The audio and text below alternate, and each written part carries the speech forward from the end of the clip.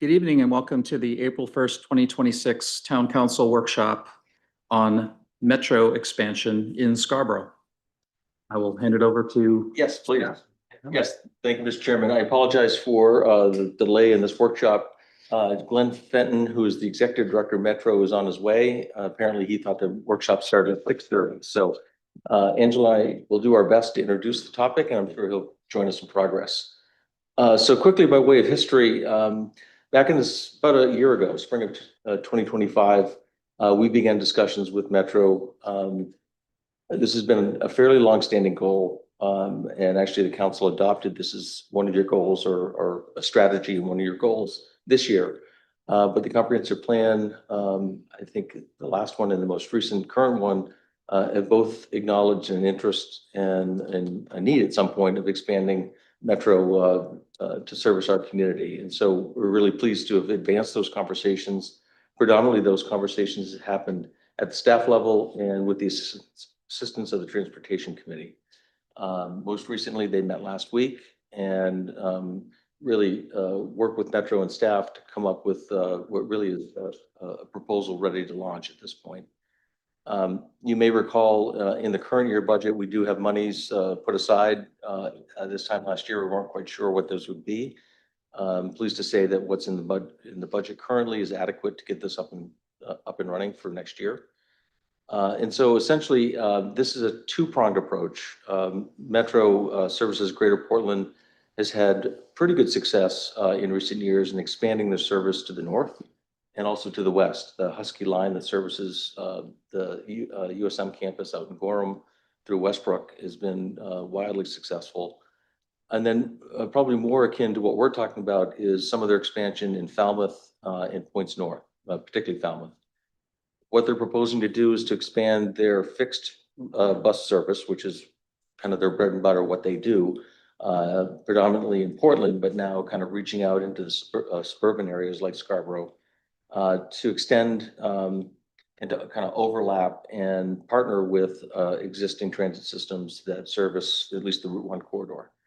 So that's the fixed route piece, and that's about the extent of my knowledge. I'll either flip it over to Angela or let Glenn fill in the gaps. The other component of what they're offering is so-called microtransit. And this is a bit of a new concept for them. They are doing exactly that in a number of communities. Again, Falmouth is probably the best, most recent example. But essentially, I would call it's really on demand. It's essentially a customer can by phone, if they're within the designated service area, either through an app or by phone, make arrangements for essentially door-to-door service within the service area. And we see that as a tremendous benefit to our residents. And one of the points that have been discussed over the last several months is what is that service area? And that's part of what Transportation Committee has been working on and what you'll hear this evening. So I'll stop there, and Angela, perhaps you can fill in gaps. I guess the only other thing I might add is Metro has done this obviously in the past, and Falmouth is a good example of another community that is kind of spread out. Scarborough's got a lot of roads. We probably have one of the largest number of lane miles probably in the greater Portland region when you actually put that on paper, because we're so spread out.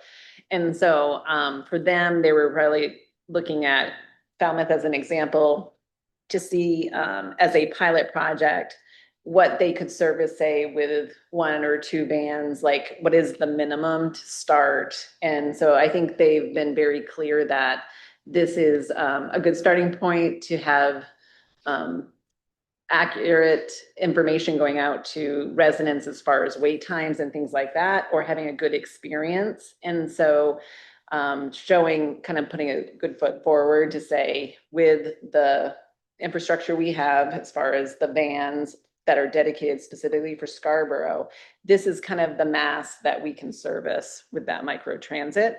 And not to say that if this isn't wildly successful, that gets expanded, or maybe they talked about at Transportation Committee about if they see certain like Sunday nights drop off, they lessen that and maybe increase or double services during the high peak demand time. So it seems very fluid in that, and try to tailor it to Scarborough.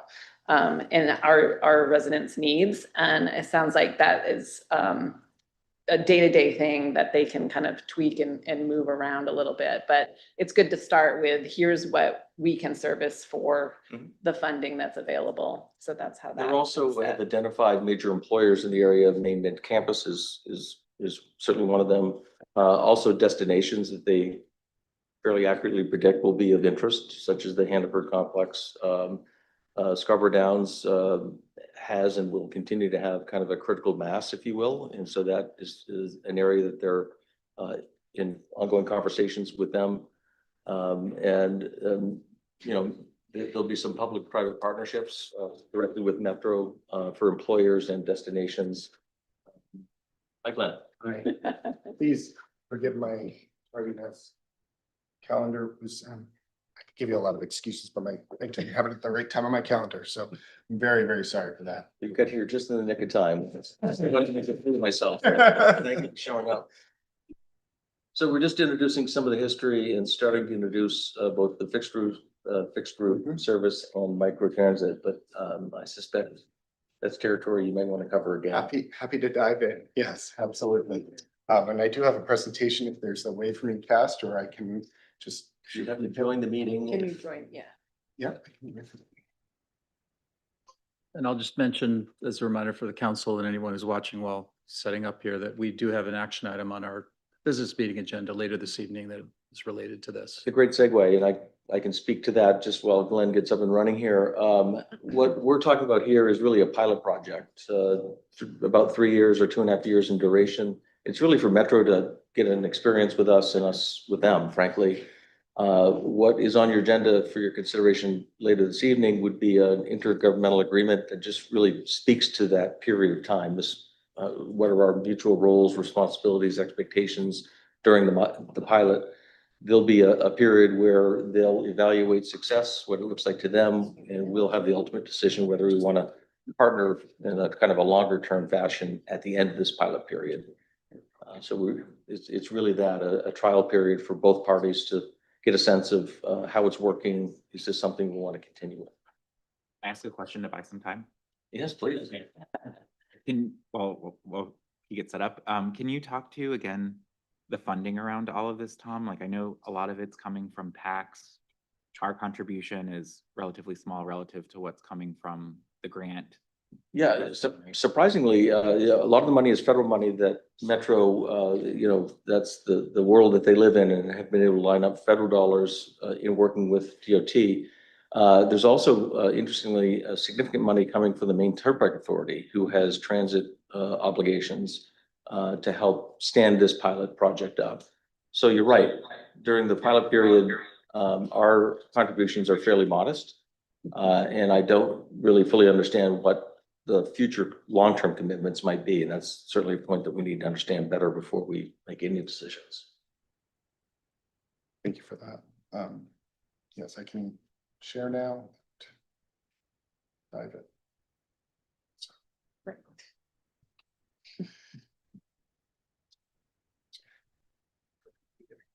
Okay. Again, thank you for your patience.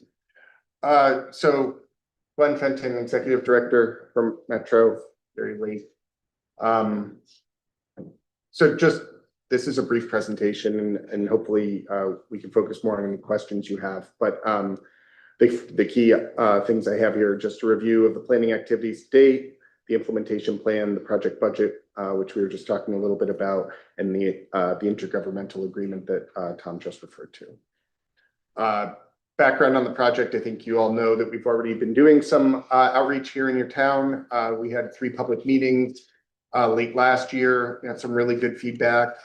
We also had a survey with over 300 responses available both online and in print, and got some helpful feedback there. And that's really when we're doing route planning, how we do these things is we go out to the public. We have, of course, concepts, but largely we want to hear where people want to go, where they're coming from, and develop our schedules and our routes based on that information.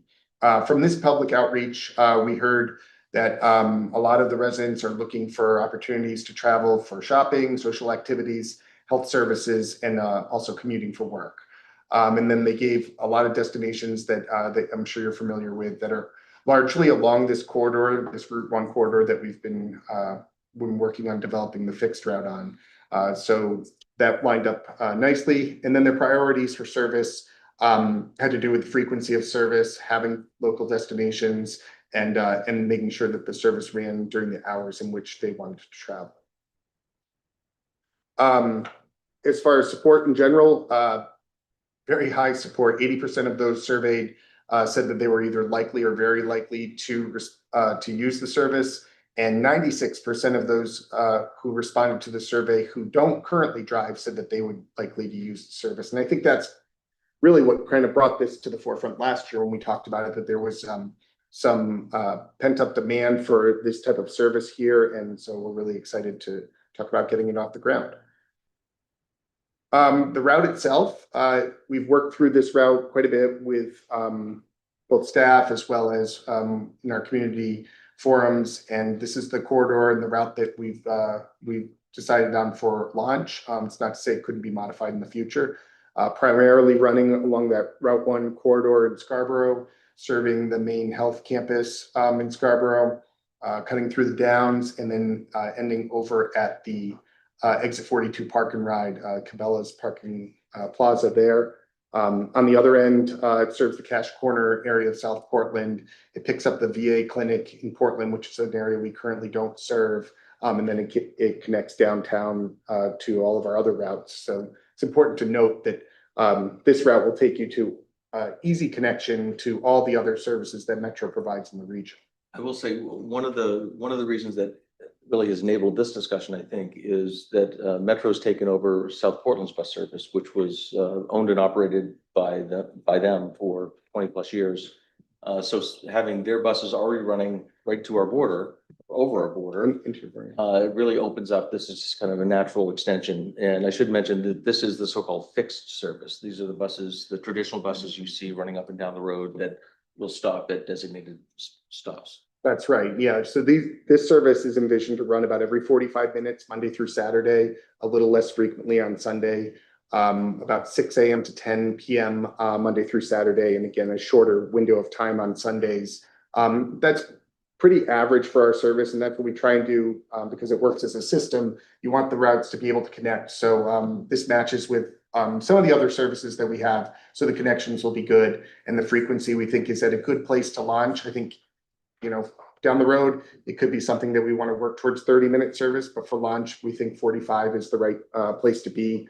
That's 2 buses in service at any given time. The second part of the service is the microtransit service. This is a service, again, just to review, that's non-demand service. So folks either call into us or they book using an app. They have both options. And then the service comes. It's a van that will come either directly to their residence or their pickup location or to a nearby stop. And those stops are virtual. They're not actually bus stop signs in people's neighborhoods. It'll give them directions, or the customer service person will tell them, oh, walk down to the end of your street. That's typically how it works. There's not a stop at every single house. What the beauty of this system, because it's virtual, is we can be very responsive. We launched this in Falmouth about a year and a half ago. And we did get calls from people saying, oh, the stop is a half a mile from my house. Could you move it closer? And we would have situations where the person would be on the phone and we'd say, okay, try it now. Oh, now it's right at the end of my street. That's great. So we're really happy with the way that we're able to adjust not only the stop locations, but also the zone. And this map shows the zone that we worked with town staff on. And it was, of course, a result of the feedback we got from our public outreach. But if we find that there's a neighborhood or some residents that are maybe just outside the zone, that's been another thing that we've done, is expand the zone to incorporate either places we may have missed or just areas where someone's living who's just outside of the zone. Again, in our Falmouth model, we started with a relatively small zone, and that zone has grown and grown as we've gone along. We're cautious when we start, and I'd say we've taken the same approach here in Scarborough, to not oversize the zone because you want your response times to be reasonable. People don't want to wait 45 minutes for the van to come. But if you find that your wait times are short, and that was the case in Falmouth, we were seeing wait times below 10 minutes, in some cases below 5 minutes. You're able to add space to your zone, cover more area, and still keep the wait times at a reasonable level where people are willing to use the service. When wait times get really long, people are just unlikely to use transit.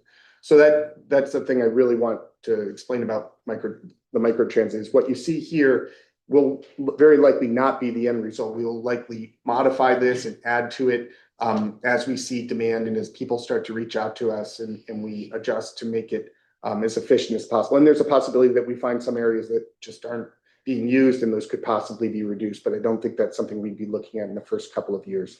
For the beginning, it's really mostly expansion into areas where there's demand. And just roughly speaking, this map shows that the upper left portion of the 95 corridor.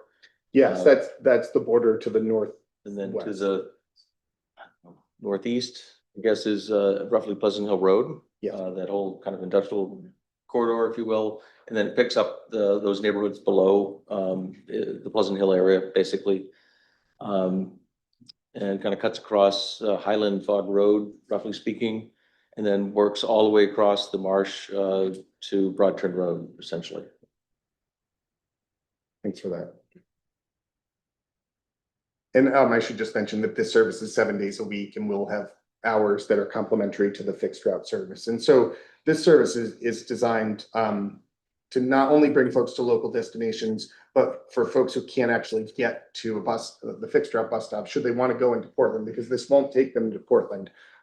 They'd be able to take it from their house to a bus stop and then ride the fixed route bus stop, the route, what we're calling the Route 25, into Portland. And that's one of the important parts of this, is that it solves what we call our first mile, last mile issue that it's a barrier to a lot of people using public transit, is the fact that they can't always get to the bus stop. There's not always an easy way for them to get there. One of the things, we'll talk about it in a future slide here, is we want to work towards having some really great transfer locations for them. That's probably likely to be bus shelters where people can get out of the elements, because there is at some point a wait or a transfer moment where they're going to need to be off of a vehicle. You want somewhere safe and dry for them to make that transfer. So that'll be something that'll be working on. We'll be working on as we go forward on this project. So our implementation plan, the fleets have already been ordered, both for the microtransit vehicle and the full-size buses. Those are both expected to be delivered in June. We haven't ordered yet, but we will be ordering our bus stop signs. So bus stop installation will be coming in July. Operator training will be coming this summer. And then we'll start to work on our public outreach and really getting out to the community and letting them know that the service is available, or is that it will be available, how they use it. And then we're thinking a soft launch for the microtransit service in July. That's really just putting the new operators out here, getting them familiar with the equipment, doing some simulated rides. We would ask either town staff or the community for some volunteers to do some kind of practice trips. So that there's usually some early adopters who are interested to get out there and try it. So that would be the first week or two of July, with a public facing launch July 13th. And then the fixed route following behind that takes a little bit longer to get that equipment ready for service. That'll be later in August. We haven't settled on a date yet, but it'll be before the end of August for the fixed route service to launch. I'll also mention that when we launch, we plan to launch the service completely free, at least for the first month or two, just to give people, really don't want any barriers to people trying the service. So it'll start as a free service and then eventually be folded into Metro's regular fare system. The funding. So here's the details on the funding. First, as far as the commitment we're asking for tonight from the town, it's $65,000 in the first year. That's largely to assist with the local match on the capital expense for the vehicle purchase that I mentioned. And then after that, there's operating assistance in the second year of $145,000, in the third year of $159,500. The overall project funding sources that Tom was referring to, we have the Maine Turnpike Authority committing $3.5 million, the Federal Transit Administration committing about $1.3 million, Maine DOT, 230,000. And then there's that 3-year commitment that I just mentioned that we're requesting from the town. So a total of about $5.5 million. Based on our budget, we believe that that will carry full 3 years. It may actually get beyond a 4th year. It's going to depend on our burn rate on that and how fast we draw that down. But right now, our projection is that we think we'll get close to 4 years out of the funding that we've already secured. Can I ask a question? Yes. So we get to the end of the pilot and we want to go forward. Is there likely going to be continued outside support from grants and things that will continue, or would the town essentially have 5.5 million in our operating budget that we would have to include? That's a good question. No, you won't have 5.5 million. So this is introductory funding and is totally separate from Metro's regular operating budget. Our regular operating budget, we get federal funding, we get state operating assistance, we advertise on our buses, so we have advertising revenue, and then of course there's fare revenue to offset. And so all of those are offset. And the way that our funding formula works for member communities is we take all of our operating expenses, all of our revenues, and there's a remainder, which becomes the local assessment. And that assessment is based on the amount of service within your community. So this funding that we're looking at here today is to support these 2 distinct services that I just mentioned. Those services, the fixed route service, I should say, operates in South Portland and in Portland as well.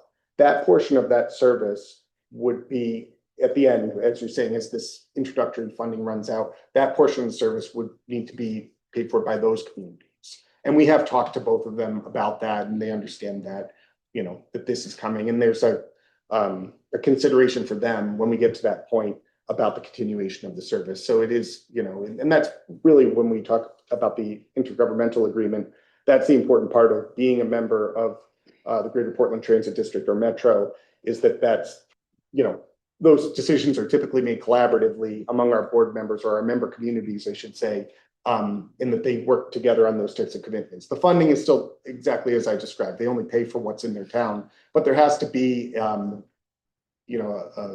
a mutual agreement to continue the service. Otherwise, it doesn't really work unless one community wants to fund service in another community, which occasionally happens to a limited degree, but you're not going to see large scale funding of service outside of one community.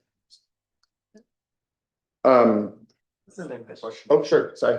Hi, Falmouth started this in 2024, is that right? The micro transit, they started in 2024. They've been a member of Metro since 2009, I believe. Okay, And before that, they were on a similar course in terms of having an introductory service. Their Route 7 was introduced, and then the introductory funding ran out, and then they joined Metro as a member community in 2009. okay, But their micro transit service is about a year and a half. okay. So 2 questions on their 2009 service. What were the metrics for that? So how did they determine? Because I think I did some research and it looked like they stopped running that on Sundays because there wasn't enough utilization. Yeah. And I'm just kind of looking at, how do we know when we've won, or how do we know when we've sort of hit? So, and that's one of the things, so in the intergovernmental agreement here, one of the things that we're committed to as Metro is to come forward with that recommendation and to say, it's working, it's not working, right? And we made the recommendation actually to Falmouth to reduce service on Sunday. There just wasn't enough ridership. And when the metrics that we use are cost per rider. Okay. And so that, and you can look at it as a subsidy per riders, another way of stating it. There's Metro's average, which isn't necessarily a good metric to compare to because our services are mature, right? So even at 2 years, you wouldn't necessarily expect to have a new route have the exact same cost per passenger as a route that's been going for 20 or 30 years. But we can still help draw those conclusions and explain both what those are, as they compare to other routes in our system, and also project where we think they're going, if they're moving in the right direction. And that's typically more important necessarily than the actual cost, right? If you see riderships going up, you may be more interested in investing and continuing that trend. And the opposite, of course, is true too, right? If after 2 years it's tailing off, then something's not working. My second question was around the microtransit. It sounds like an Uber service to me. So That's a good way to characterize it. The difference is the two primary differences are one, these are public employees, right? So they're vetted and trained and all that stuff. You know exactly who they work for. And two, it's a shared service. So when you call for a ride, if someone else calls and you're both on the same path, the system will automatically route you. And so you may not go directly to your destination, right? So if you want to get on at your home or near your home and go to, say, Hannaford, but someone else gets on and they want to go to the library, maybe it picks them up, it picks you both up, it drops them off at the library, and then it brings you to Hannaford. So that's how it becomes more efficient than Uber, which is just one, Uber is essentially a lot of single occupancy vehicle trips. This is the way. The other distinct difference I would say is that rather than dynamic pricing, which Uber is based on, is that these are standard fares, and perhaps you could speak to that just in terms of what those. Right. Yeah, so it's our base fare, which is $2 today. So it's significantly less expensive than Uber or Lyft or those services. And is there a discounted fare for seniors and students yes, half price for seniors and students, so $1 for them. to get anywhere in that? Anywhere inside the bubble, yeah. We've seen a lot of that type of use in Falmouth, high school students using it to get around especially for after school transportation. You survey the communities that you've served to find out how it's working. Yeah. Tell us which ones are saying this is terrific, really working for us, which ones are saying doesn't seem to be working. So our surveys are not community centered, not communities. We don't break out our survey by community. We do a rider, non-rider survey. And so what we do is we ask all of our riders, how satisfied are you with a whole bunch of different factors, cleanliness of the buses, on-time performance, the speed of the service, the hours that we operate. And so we rate the satisfaction on a lot of different factors there. And then we do the exact same thing for people who aren't riding the bus, our non-rider survey, which sometimes we think is more important because we want to know why people aren't using the bus. And so we poll them on the same things, but usually more getting at why aren't you riding the bus? A lot of times it's frequency. That's one of the things that we've heard most recently is that the bus doesn't run frequently enough. I have to wait 2 hours for the bus or something like that. That's one of, I think, the things that spawned this discussion here was that you do have service on Route 1.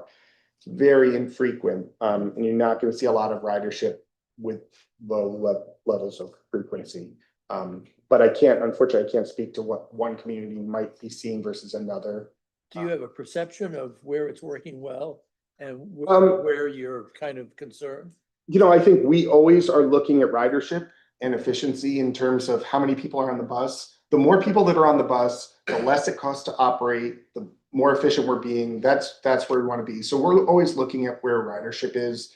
The Route 7, which is the route we were talking about that serves Falmouth, ridership hadn't been doing very well on it. And last year we changed the route and had it go. We replaced some of it with microtransit and some areas that weren't well served and weren't generating many trips. And we extended it to the Jetport. And we've seen ridership, I think, triple on that route. Because we put an anchor destination on it, it serves Congress Street and it has a better destination. It's more direct and it's not kind of wandering through areas that are not densely populated. Those areas are better served by microtransit. So we think that was a real success there. So you kind of have to learn along the way. Absolutely. You have to be adjusting and evaluating. We have automatic passenger counters on all of our buses, so we know where everyone's getting on and off. And that really helps us a lot in terms of evaluating the performance and adjusting. And we're constantly doing that. I can just relate anecdotally, talking to my colleague in Falmouth, he's been very pleased with the service so far. And including Metro's responsiveness and willingness to kind of modify routes and understand where the demand is. So that gave me comfort that it's something worth at least exploring for us. Encouraging. I'm going to jump in right now, first with just a quick time check. We have probably about a little over 10 minutes, around 10 minutes before we need to break to prepare for our 7 o'clock business meeting. I know we've had a lot of questions and haven't been able to get through the full presentation. My quick question, maybe it's partly for staff, is around the supporting infrastructure. You mentioned bus shelters and transfer points, and I participated in one of the public sessions back in November, and there was certainly a lot of excitement and interest. And I remember this question coming up then too, around sort of, what does the town / Metro need to do to make sure that stops are accessible and safe, especially during the winter when we've got big piles of snow. So again, that might be partly you, but maybe staff could chime in as well. Certainly. Sure, yeah, and I think glad you brought that up, because it's one of the things I didn't mention here was that we are working with the Downs on them funding some accessibility and infrastructure improvements, both in the Downs and off of the Downs for bus stops along the corridor. Those won't necessarily all be, or they won't, I don't think any will be done by launch, but it's important to have them programmed and to be working towards, as I said, bus shelters and things like that. Currently, Metro has a program to remove snow at all bus shelters in our system. We have about 470 bus stops, so we can't service every bus stop, but we are improving our snow removal at bus stops with some targeted removal at stops that are really busy. So we kind of have high priority ones. We've also had some that are ones where we've just had requests from the public, repeated requests from, maybe certain individuals. It's harder for them to get in and out of a bus stop. So we try and prioritize those. So we do what I describe as limited snow removal. Bus shelters, all major transfer points and hubs. So that would be something that you could Is expect. there parking thanks. adjacent to the bus stop? Oh, your mic. It depends on the stop. Some bus stops do have parking nearby, but we don't, other than the Exit 42 parking ride that's a part of this project, we don't have any agreements with local businesses for parking. There are some, I will say, we know that some of our riders do their own little parking ride thing, but we don't endorse that, but Exit 42, we're working with the Turnpike on getting that to be something we can advertise. I mean, it's already a parking ride. And we're also working with Cabela's to see if we can get some share of their parking if need be. Good. Yeah, the agreement contemplates that we'll work hand in glove to identify locations. Some of those conversations have started already. Metro staff has indicated areas that they think would make sense.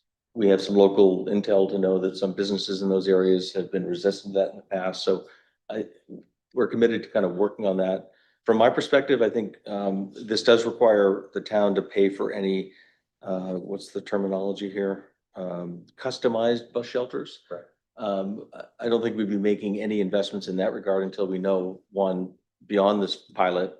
So I don't see any major investment from us during at least the pilot project. From a winter snow removal, I think certainly anywhere along the fixed route, we're already providing that service as part of our normal routine on the sidewalks. Right. Thanks. Yeah. Go ahead, Larry.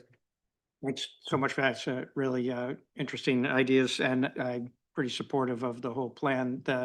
I see the microservices being particularly valuable in a spread out community like this.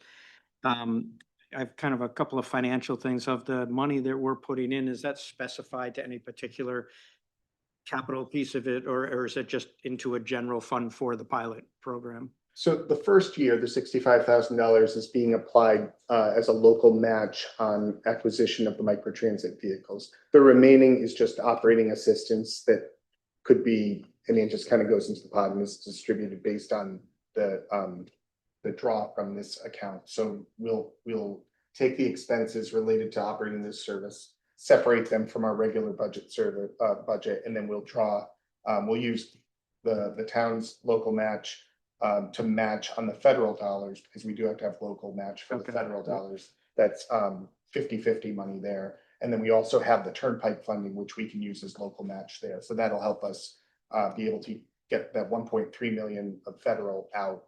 We need Okay. 1.3 in local match. Obviously, we have plenty on the turnpike side to do part of that.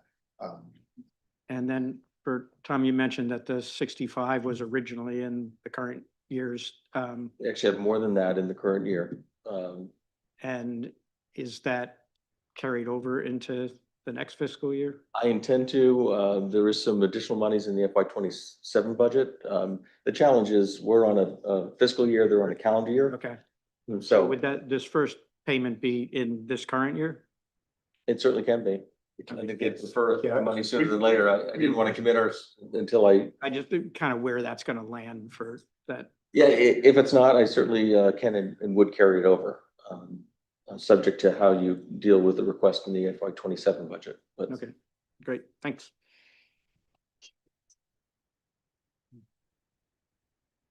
The only thing I have left is just the slides on the actual, the intergovernmental agreement, which I think we've covered almost all the terms of. This is the same format that we used for the towns of Brunswick, Freeport, and Yarmouth. So it's basically the same agreement that we used for those towns before they joined Metro. And it just, I did want to circle back to a question that Councilor Anderson had. As was mentioned, it appears as though there's money sufficient to fund this for at least 3 years, possibly 4. Though there are dates in here that have this closer to 3 years.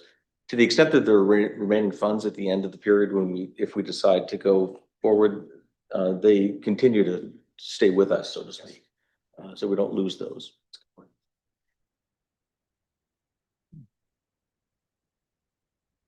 Glenn, could you maybe, I guess we've got a couple of minutes here, maybe speak a little bit to, and another thing that came up at the public event that I went to was sort of, there, people using sticky notes where they'd like to go but there was definitely a little bit of a recurring theme around, like, would it be possible to bring service all the way down to Dunstan Corner? yeah. And I remember you speaking to that at the time, but I think it might be helpful for folks to hear from you in this venue about sort of how your rationale and sort of drawing that line for the time being. Yeah, and that did, and thank you for bringing that up. We had a couple of requests there, and I think when we're measuring this and we're doing service design, we're always looking at directness and frequency. And in this case, we were determining that the frequency would be diluted by going there. Also, because we knew we had a destination in the Downs Cabela's area, we're at a fork in the road, so to speak, and thought that it would be better to serve the Dunstan Corner area with microtransit and then see if demand warrants. And that's another good thing about the microtransit is you can see, wow, you don't want to be doing, heavy loads on microtransit because that's probably something that fixed route should be doing, right? And so if we start to see that, then we may need to modify the route and actually go there because then that'll tie up the vans if they're just running large number of people back and forth. That's really what the larger buses are there for. Right. Yeah, presumably the hope would be that the initial pilot service would prove to be popular enough to where there would be people really demanding more service, and that would be a good problem to have, I guess. John? Yeah. I assume that's the same case with the library, because I know when this started, it was the age-friendly group in the library that really came out in droves and were advocates for this before it was even approved by the council to go forward. And so can you talk a little bit about the decision that was made to not have fixed route service to the library and why the microtransit is actually a good alternative? Yeah, it is. So there were 2 things we looked at there. One, we did look at a deviation down to into Hannaford and possibly to the library. And what we found there was that it was pushing us beyond that tipping point in headways. Our frequency was then going to be less than 45 minutes. You'd be waiting maybe an hour for buses and again, the less frequent a bus is, the less folks tend to ride it. There's also the fact that by doing something like that in the middle of the route, folks that are downstream of it now are taking a deviation. And so that also makes them less likely to ride because their trip became less direct and that type of deviation, even though it's only 5 minutes, it's 5 minutes every trip. And it does reduce the amount of people who ride. But the more important reason that we didn't do it was because the demand that we see to go to the library is local residents. And with the microtransit, for the same fare, they'll be able to get direct service from in town to the library, and more frequent actually, because of the nature of the way that the microtransit is responsive to demand, whereas the fixed route is more tailored to commuters or those people taking more regional, if you want to call it a regional or intercity type of trips. And that's, that's more what that's entailing as It's opposed. possible, but unlikely that folks in Portland, have Scarborough Public Library as their destination. Right. Yeah. Exactly. So, One more follow-up question, sorry. At what point in the process, and maybe this is after the end of the pilot, do we engage groups like Maine Health and the Downs to say, we want this to be a public-private partnership? Because my assumption is we're gonna get a lot of ridership out of the Downs as they develop, and a lot of ridership to the Downs, especially as they further develop their town center. And since parking is gonna be a challenge there, I'm assuming people are gonna wanna maybe take the bus or do something to get there instead of, traditional driving. And then I know you guys have a relationship with Maine Health. And so I would love to see in the future, if this pilot happens and if there's a decision to expand, that some of these businesses that are really benefiting from it as well are part of the local financial support. And I know you guys do that in other communities. And so Yeah. when is the right time to actually do that? Well, it's after launch. Although we've laid some groundwork, I would say, at the Downs for that exact thing. What we've found recently is that the best way for those types of organizations to support transit is not necessarily to directly subsidize, but to instead subsidize their tenants or residents transit trips. We do that through a pass program, and the reason that reduces the cost is the one that I referenced earlier, of course, is more people riding the bus, of course, drives down the overall operating cost.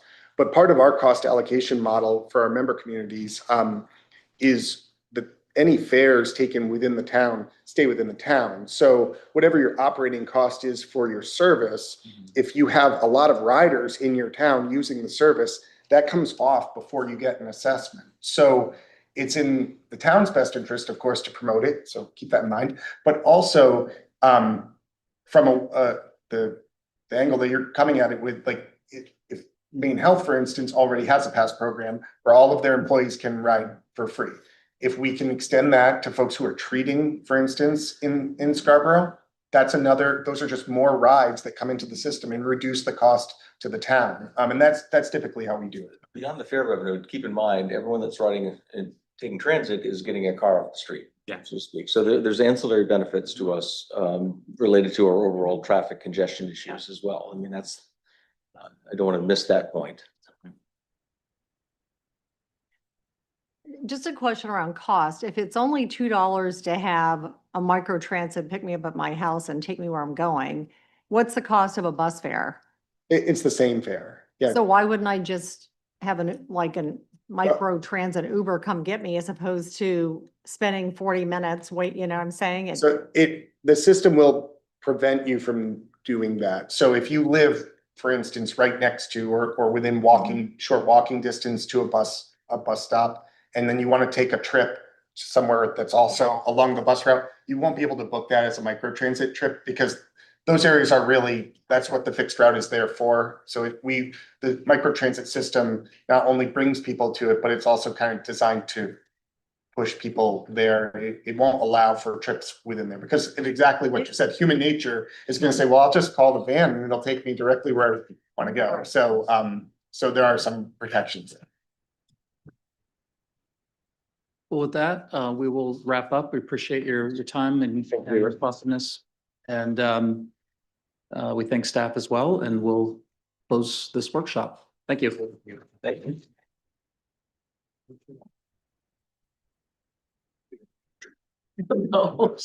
Sorry about that.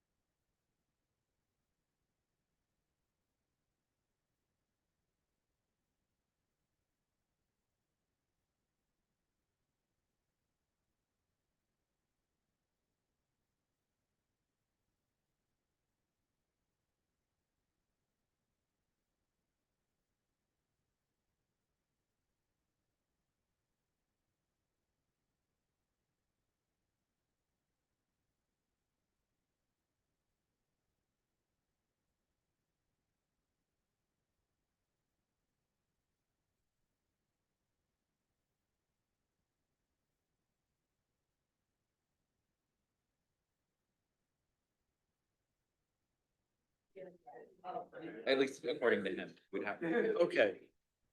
So there's a little bit of getting used to it. Yeah. Good evening and welcome to the April 1st, 2026 meeting of the Scarborough Town Council. Would you please rise for the Pledge of Allegiance?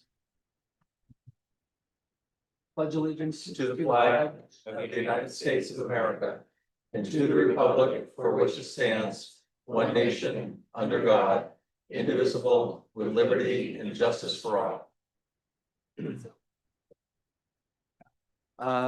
Tony, could you please call the roll? Counselor Doherty, Here. Counselor Kane, Here. Counselor Shu. Here. Counselor Donovan. Here. Counselor Anderson. Here. Counselor Hayes. Here. Chairman Here. Fellows, sorry, all present. Thank you. At this time, we will have the opportunity for general public comment. This is for items that are not on our business agenda this evening. Just ask that anyone who would like to speak, come up to the podium, introduce yourself, state your address. Please keep your comments to 3 minutes. Do we have any takers?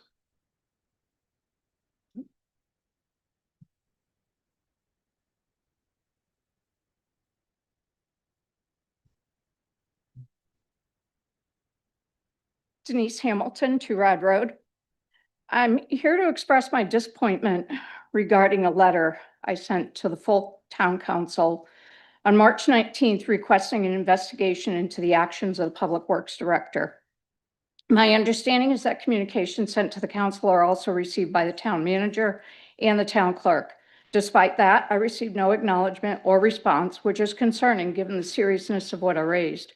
On February 4th, this council voted to approve the 2026 seasonal road postings, which were put in place on or around March 5th. However, on March 18th, those postings were changed without council approval. Holmes Road was moved just past the FedEx facility. However, the first posting sign is at Beech Ridge Road, which is 1.2 miles up the road. And the updated posting said 81 Holmes Road and Two Rod Road. And Running Hill Road was removed entirely. Staff's responsibility is to implement and enforce what this council approves, not to change it after the fact. While I understand the vote allows some flexibility, in my opinion, it does not authorize removing a road entirely or relocating a posting from what was specifically approved. Through a freedom of access request, I obtained documentation suggesting there was a prior agreement made between the Public Works Director and a representative of the FedEx developer not to post the section of road from Payne Road to Beech Ridge Road. At the same time, information I received from Maine Department of Transportation in June of 25 confirms that as of September 24, this portion of Holmes Road from Payne Road to the end of the old town landfill was transferred to the town. It is no longer under MDOT jurisdiction, and the town received increased local road assistance program funding as part of that transfer. Given the town's full jurisdiction, Maine DOT's documentation confirms this section was transferred to close the gap, eliminating any break in jurisdiction and giving the town full authority over that stretch of Holmes Road. Despite this, the explanation given to the public was that the road cannot be posted due to its state aid status. Based on information I received from the Maine Department of Transportation, that is not accurate. Additionally, on March 21st, after receiving the Freedom of Access documents, I emailed the town clerk requesting any boring logs for Holmes Road from Payne Road to the end of the old landfill. On March 30th, she indicated the paving MDOT completed did not require any boring. This raises serious concerns about whether a council vote was disregarded and whether accurate information was provided to the public. I'm asking again, will the council respond to my request and initiate an investigation? Thank you. Thank you. Anyone else?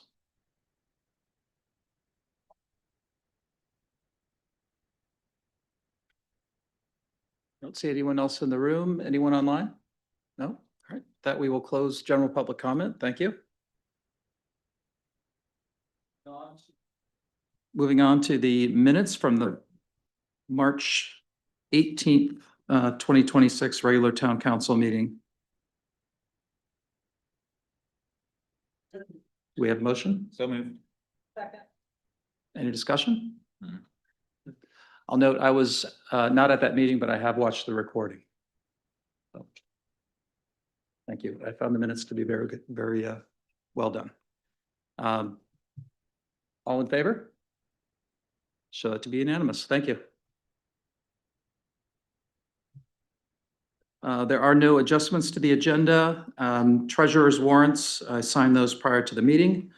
That takes us to the town manager's report and the presentation on the proposed fiscal year 2027 municipal and school budgets. Thank Tom? you, Mr. Chairman. If you don't mind, I think I'll take the podium, easier to address the council from there. Absolutely.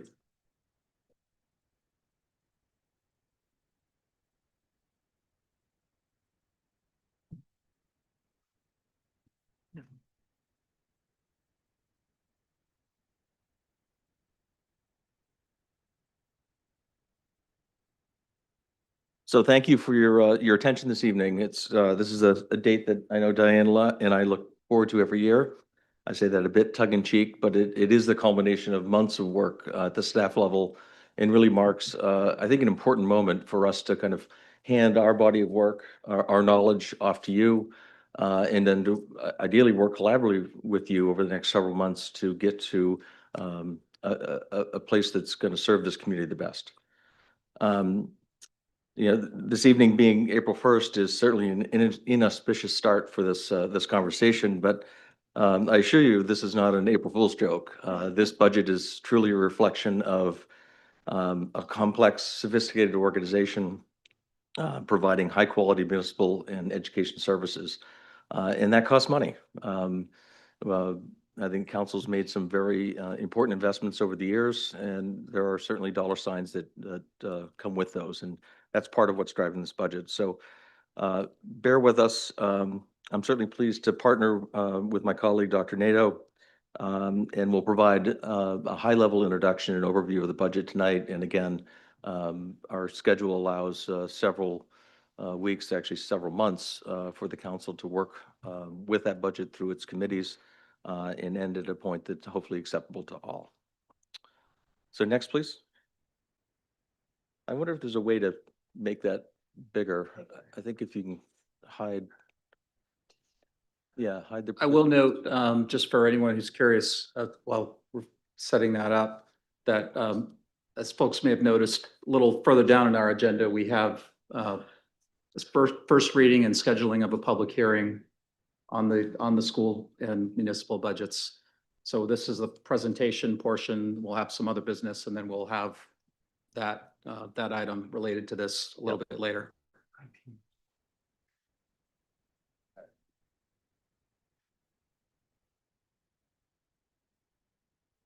I would note the budget is available online on the town's website. So the slides we're going through, this presentation is equally available as well. So forgive me if these numbers are hard to read this evening, but all this information is certainly available.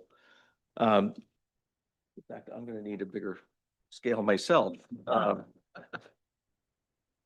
So as not to bury the lead, let's jump right into it. I mean, this table shows the overall impact of the budget. It breaks it out by municipal, education, county, capital investments, use of TIF revenue, and then others, amalgamation of a bunch of other stuff, all the things left over.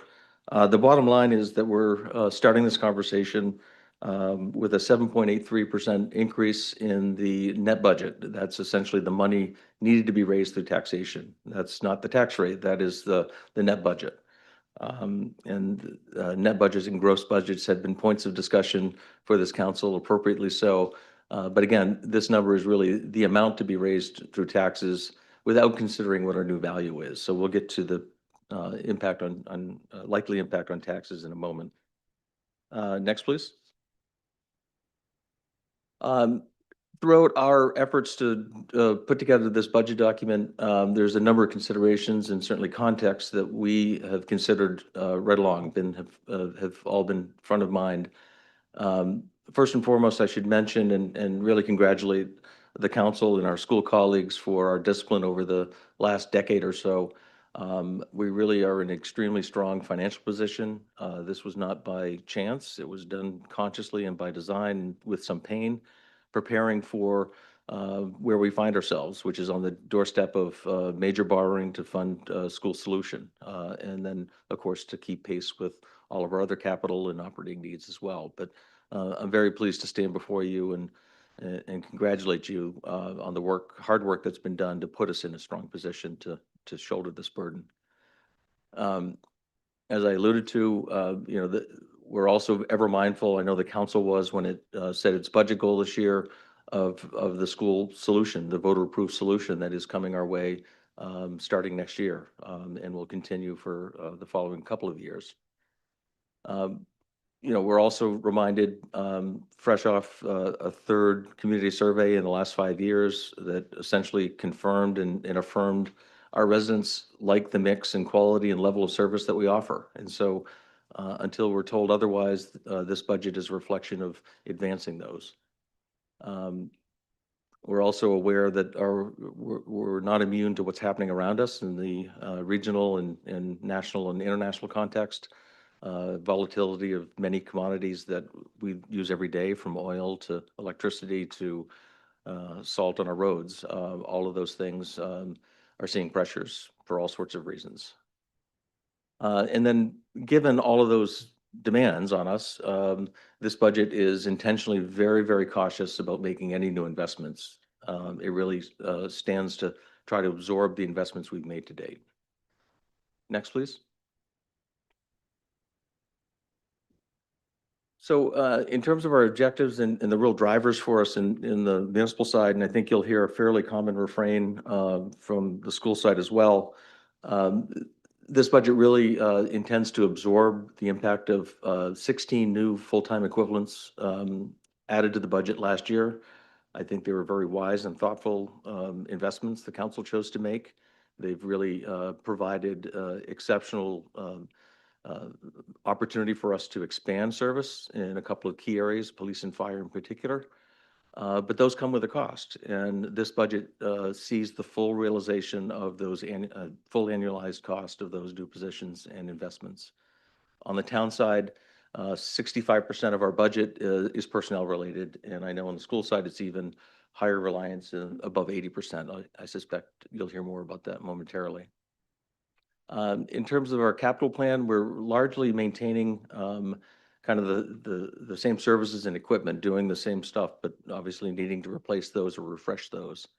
There's a fairly modest, I would say, part of the capital budget that intends to improve facilities and service, and we'll certainly get into that in great detail as we review the budget.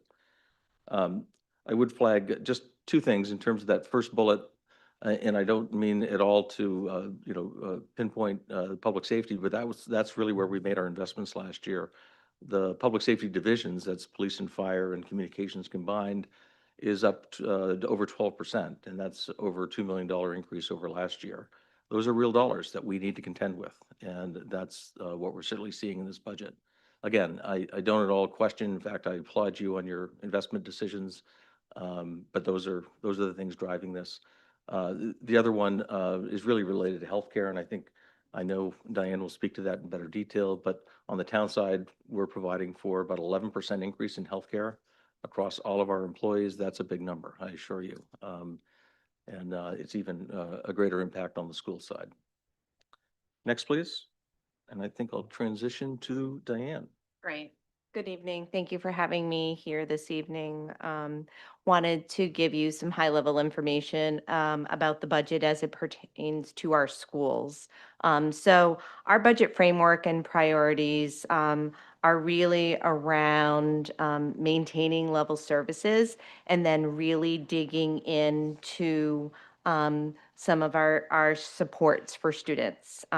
So we are looking to refine and clarify what's called MTSS, multi-tiered system of support structures. Those are mandated interventions that we have to provide for students. Related to that and supporting that is really the pieces that we have in place to enhance our student data review protocols.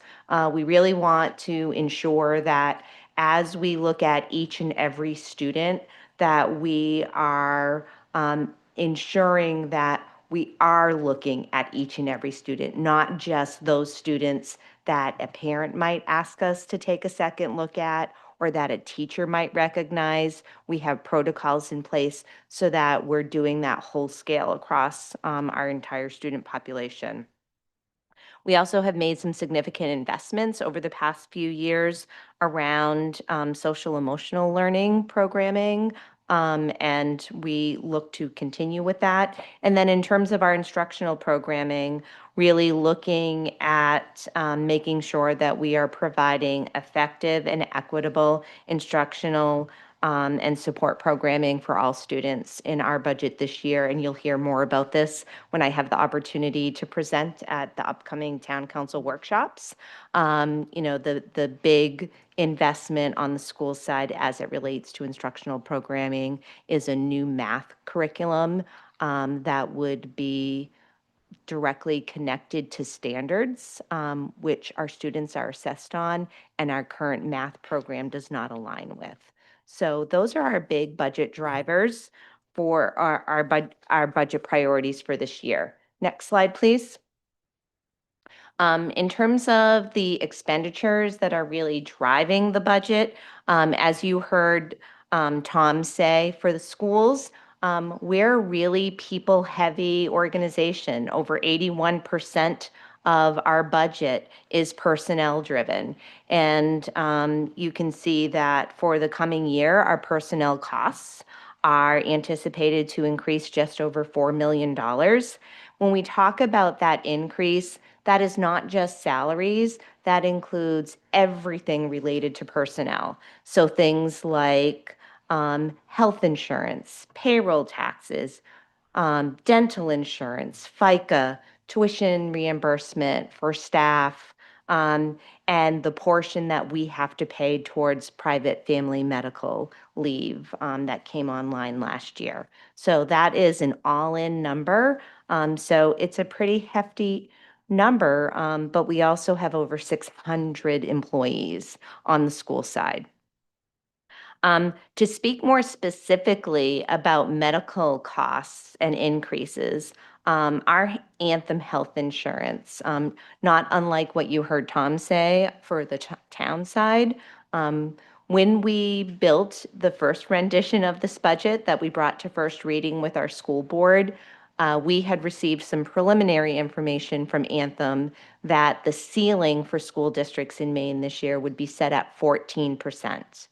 Last year, the increase that we got from Anthem was 10.8%, and we had budgeted for 8%, thinking that that was a solid number.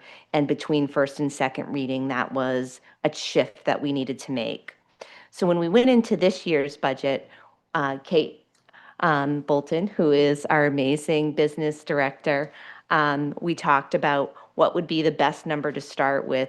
And so that we would avoid having this problem between first and second reading about an ad, we decided to go with Anthem's top ceiling number, knowing that there was no district in the state that would be more than 14%.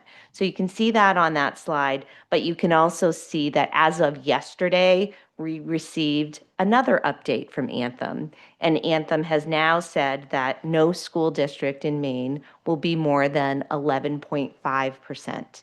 Each single percent for the school district equates to $85,000. And so the good news for us this evening is that we know that even today, we can save a little over $200,000 in the ask that was part of our first reading. And so that is good news. And we are going to get our actual Scarborough rate by April 10th. And we're hoping that that will go down even more than the 11.5%. And so there's an opportunity there for us to achieve some savings in the bottom line. The third category you've heard me talk about previously is our growing needs in the special services department in special education. And so we have seen a trend over the past 3 years of increased numbers of students being identified even before they come to kindergarten. The last 2 years, about 25% of our kindergarten class has come to us starting school with an IEP with special services needs. And so you have heard us in the past few years talk about the need to increase the number of educational technicians that we have. When these students come to us with IEPs, those are legal documents and legal agreements that we have to fulfill. And so if a student has adult support as part of their IEP, we have to ensure that we provide that. And so for the last 2 years, we had to add about 11 ed techs per year to the budget. That's not a small number, and we certainly realize that. This year, we've been able to take a look at some unfilled positions that we had, and we figured out ways to limp along. And so even though the needs of this incoming kindergarten class are relatively similar to the last 2 years, we are going to require 6 ed techs. And so we've been able to lower that amount.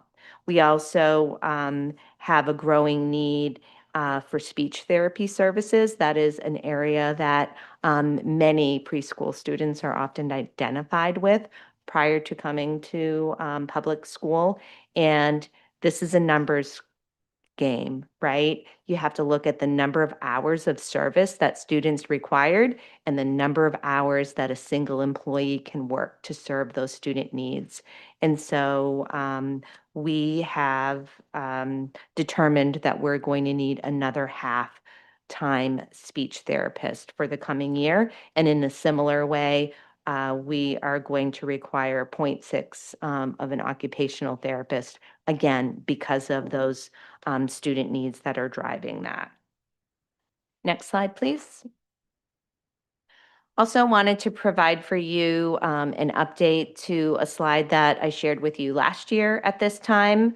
The first slide is with the green bars, indicates the percentage of increase or decrease that we've had in state subsidy over the last 10 years. You can see that the good news is for the last several years, we've been on the uptick and been gaining in some state subsidy. This year, the gain that we are expected to have is attributed specifically to our expansion of public pre-K. In our budget, we have taken a look at growing our public pre-K because we have to meet some needs for special education that we're going to have to be taking on in the next year. And I can talk again about that more specifically with you at our workshop.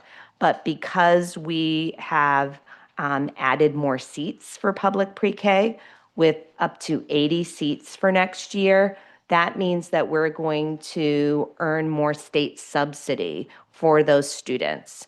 And so if we did nothing to grow our public pre-K for next year, our subsidy would only increase by $11,000.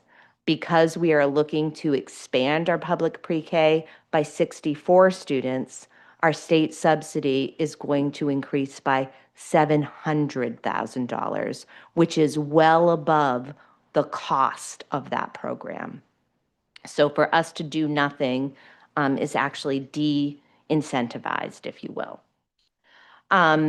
If you look at the second chart, which is the line chart, you'll see that the percentage of our school funding that is covered by general purpose aid, by state subsidy, is flat for this year. We are expected to receive just about the same 12.6% that we received this past year. And so, that is a flat number. I also have included on this slide, I know last year there was a real appetite for some members to know more about how our reliance on federal grants affects our budget. I think, that was driven by some changes that were happening at the federal level and a lot of questions that were coming up. And so I wanted to make sure that I was providing you with an update on that this evening as well. The good, bad news for Scarborough is that we are not a huge receiver of federal funding.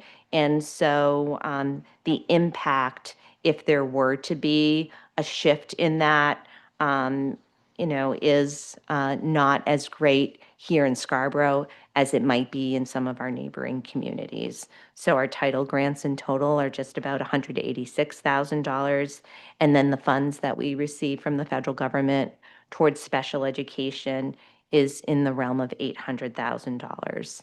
And we don't have a contingency plan if that were to change. Although if we knock on wood, we didn't have any changes with our federal funding last year. And so we would anticipate that to be a similar story for next year. Next slide, please.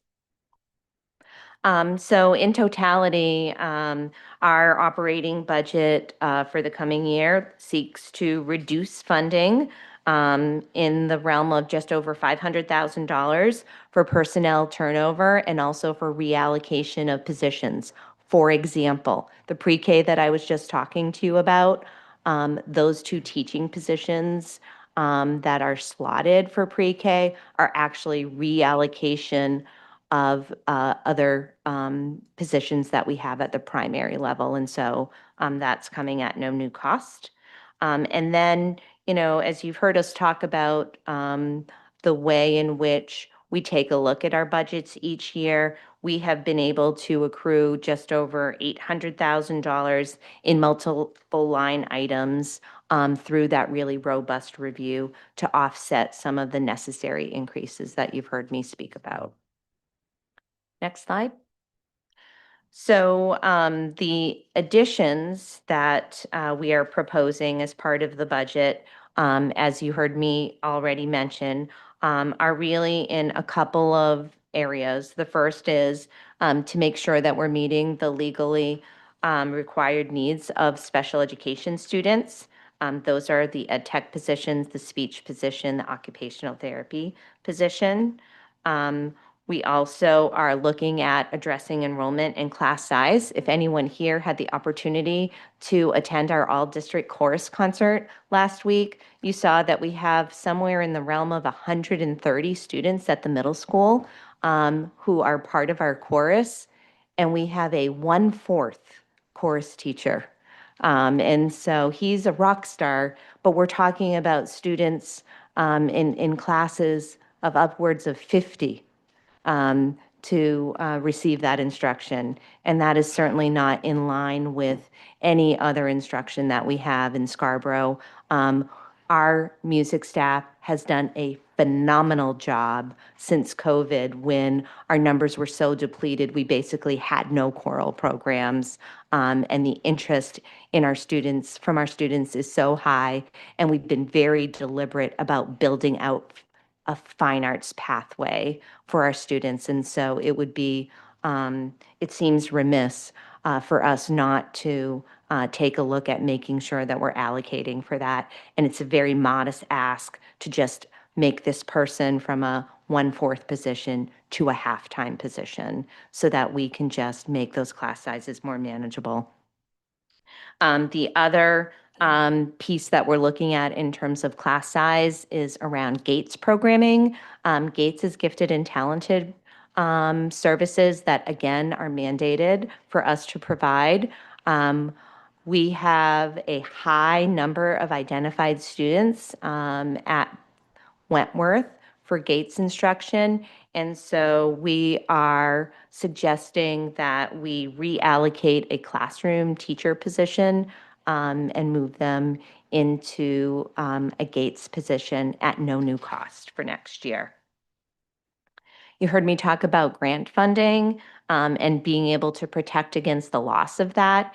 And so we've moved, we have been really strategic about trying to ensure that there aren't staffing positions built into those grant funds so that if there were a shift in grant funds, we wouldn't lose staff to instruct students.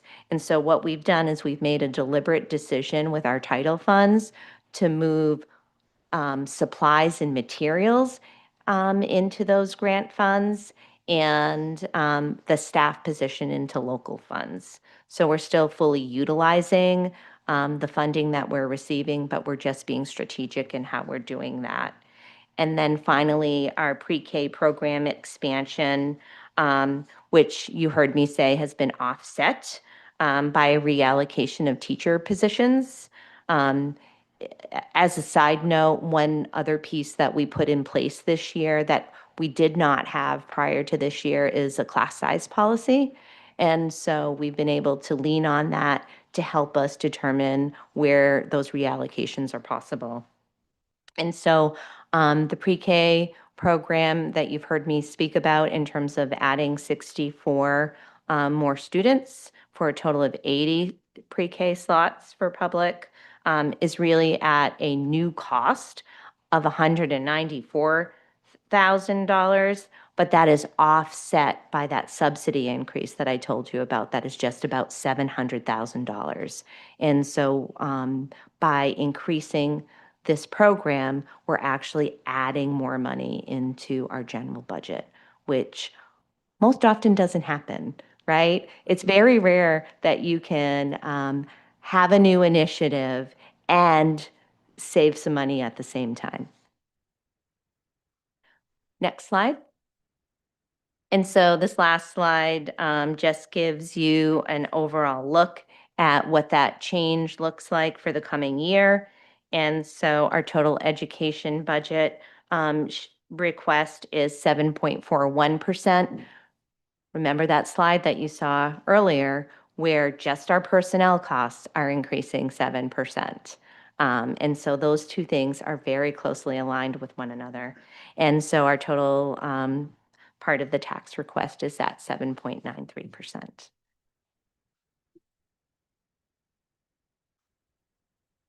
Thank you, Diane.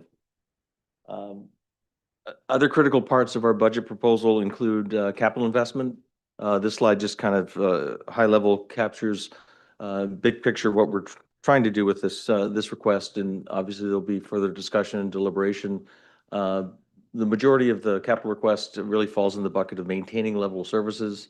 Notable projects are certainly the fairly typical routine vehicle and equipment replacement. A very large new one is the town radio project. This would enhance the communication system town-wide, not just public safety. That project is now at $9.4 million. We also have a money provided for a Scottish Hill Road solution, whichever one you choose, as we move through and consider what the options are, and some other modest investments here at Town Hall. The other category, broadly speaking, would be service improvements. We've got a longstanding project to reconstruct East Grand Avenue in Pine Point. This is a project that's been underway for 10 years, perhaps. There's also some other traffic safety and calming measures, some related to Scottish Hill Road and others. And then the Eastern Trail project that's currently underway is needing some additional funding, and so this proposal, and I should say the capital plan really casts it almost in worst case scenario. As I mentioned, the large radio project, we are actively pursuing grants and are somewhat confident that we'll have some money to buy that cost down. Similarly, Scottish Hill Road, as you know, we already have grants in hand. We're pursuing others. So the numbers in the capital budget really represent kind of higher end budget authority. I fully expect those numbers will come down as we pursue other funding mechanisms. Next. In recent years, and this will continue for the next 20 or so, we are increasingly seeing additional and new TIF revenue that's available to offset certain costs, eligible costs. We have two active TIFs, the downtown TIF and Higas Parkway. This graph simply shows collectively we're proposing to use about $5.8 million in total TIF revenue. And this graph just simply shows roughly where that's broken out.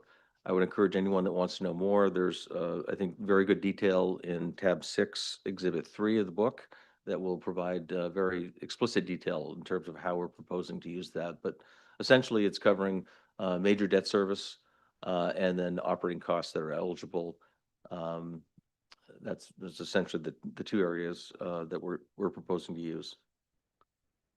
Next. So just to try to bring this back, the item's still in motion on the town side. There is the potential for new investments, as we've done in the past. Department heads have made very passionate requests to me, not all of which, most of which frankly are not in my proposed budget, but they are fully developed and available for your review and consideration. I truly hope there's an opportunity, at least for the Finance Committee, to hear from those departments what those needs are. So those are things that I will characterize as in motion. The radio project timeline, we note that because though we have the major project in the capital plan, it does require voter approval. We're increasingly concerned about the longevity and the reliability of that system. So we have not provided for kind of anything other than historical, maintenance, if you will, associated with the system. So should there be a major failure until we find a more robust solution, that's a bit of a spot that causes some concern, and I would characterize as in motion. And on the school side, I'll just I'll speak to that if you don't mind, Diane. As was mentioned, we'll know more about the health insurance. We found out some good news, and let's hope there's more good news coming. That's a similar case with some of the other insurances. They're not as the same order of magnitude, but nonetheless, we'll know more as we go forward. And in terms of special education, I know Diane and her staff continue to identify students, meet with students, understand their needs. And so this is an ongoing process. And so there could be, depending on student needs that are identified, additional costs associated with that. Next. So kind of bring it back to where we started. The bottom line is the net budget is at this stage is proposed to go up 8.3%. Just to put that in a historical context, the last 5-year average is 7.26%, kind of comparing same metric. So it's not terribly out of line with kind of where the conversation typically starts. I should have included a slide. I perhaps did bury the lead. The other factor, there's two variables in factoring the tax rate. How much do we need to raise to support local needs? And that's what this budget is. Identifies that part of the equation. And the other part is, what is the total value of the town? And so we always find ourselves 6 months before the assessor's completed her work, speculating what that future value might be. We've developed systems and I think a pretty good track record to do some estimating, but that will be what it is. Based on our estimates, we're showing the tax rate coming in just below 6% at 5.96 or 7. And we appreciate that there's some additional work to be done. Yeah, you can go back to that, Liam, if you would. This is a slide I'd like to include. It's very hard to see for many of you, but it does include, I find it really interesting, some important information. This column is showing valuation changes over the last 10 years. The middle column goes tax rates, and of course a percent change for each of these. And then the net budget, which is another important metric. So I find some comfort in appreciating kind of where we've ended up in the past and how it relates to where we're starting and where we're likely to end this process. Hopefully you find some comfort in it as well, but I do think it's helpful just to be mindful of kind of our historical track record in regard to all of these factors. Next. I think Diane's going to take us home. Great. So again, this is an important evening in terms of for us to be passing this along to you. And we know that there are going to be many different ways that people can stay engaged in the budget process for the next few months until our that comes to close in June. And so the first would be through the town newsletter. I know that has a wide reach and lots of readers, but if folks are not signed up for the town newsletter, that is certainly something that we would advocate. There's also a very robust budget portal that has been built both on the town and the school sides that provides a great level of detail, much higher than you've heard this evening, for sure. We also would encourage folks to continue to come out and attend public meetings. I think that we've been committed to really making those as accessible to folks. So folks can come in person, they can view online, they can watch the meetings after the fact, as Counselor Fellows attested to at the start of the meeting here this evening. And then also really wanting to make sure that community members are sharing feedback by emailing the council or the board with comments and feedback and questions. And everything on the school side comes to fruition with the school budget referendum on June 9th. And so again, just taking a look at what are some of our concrete next steps.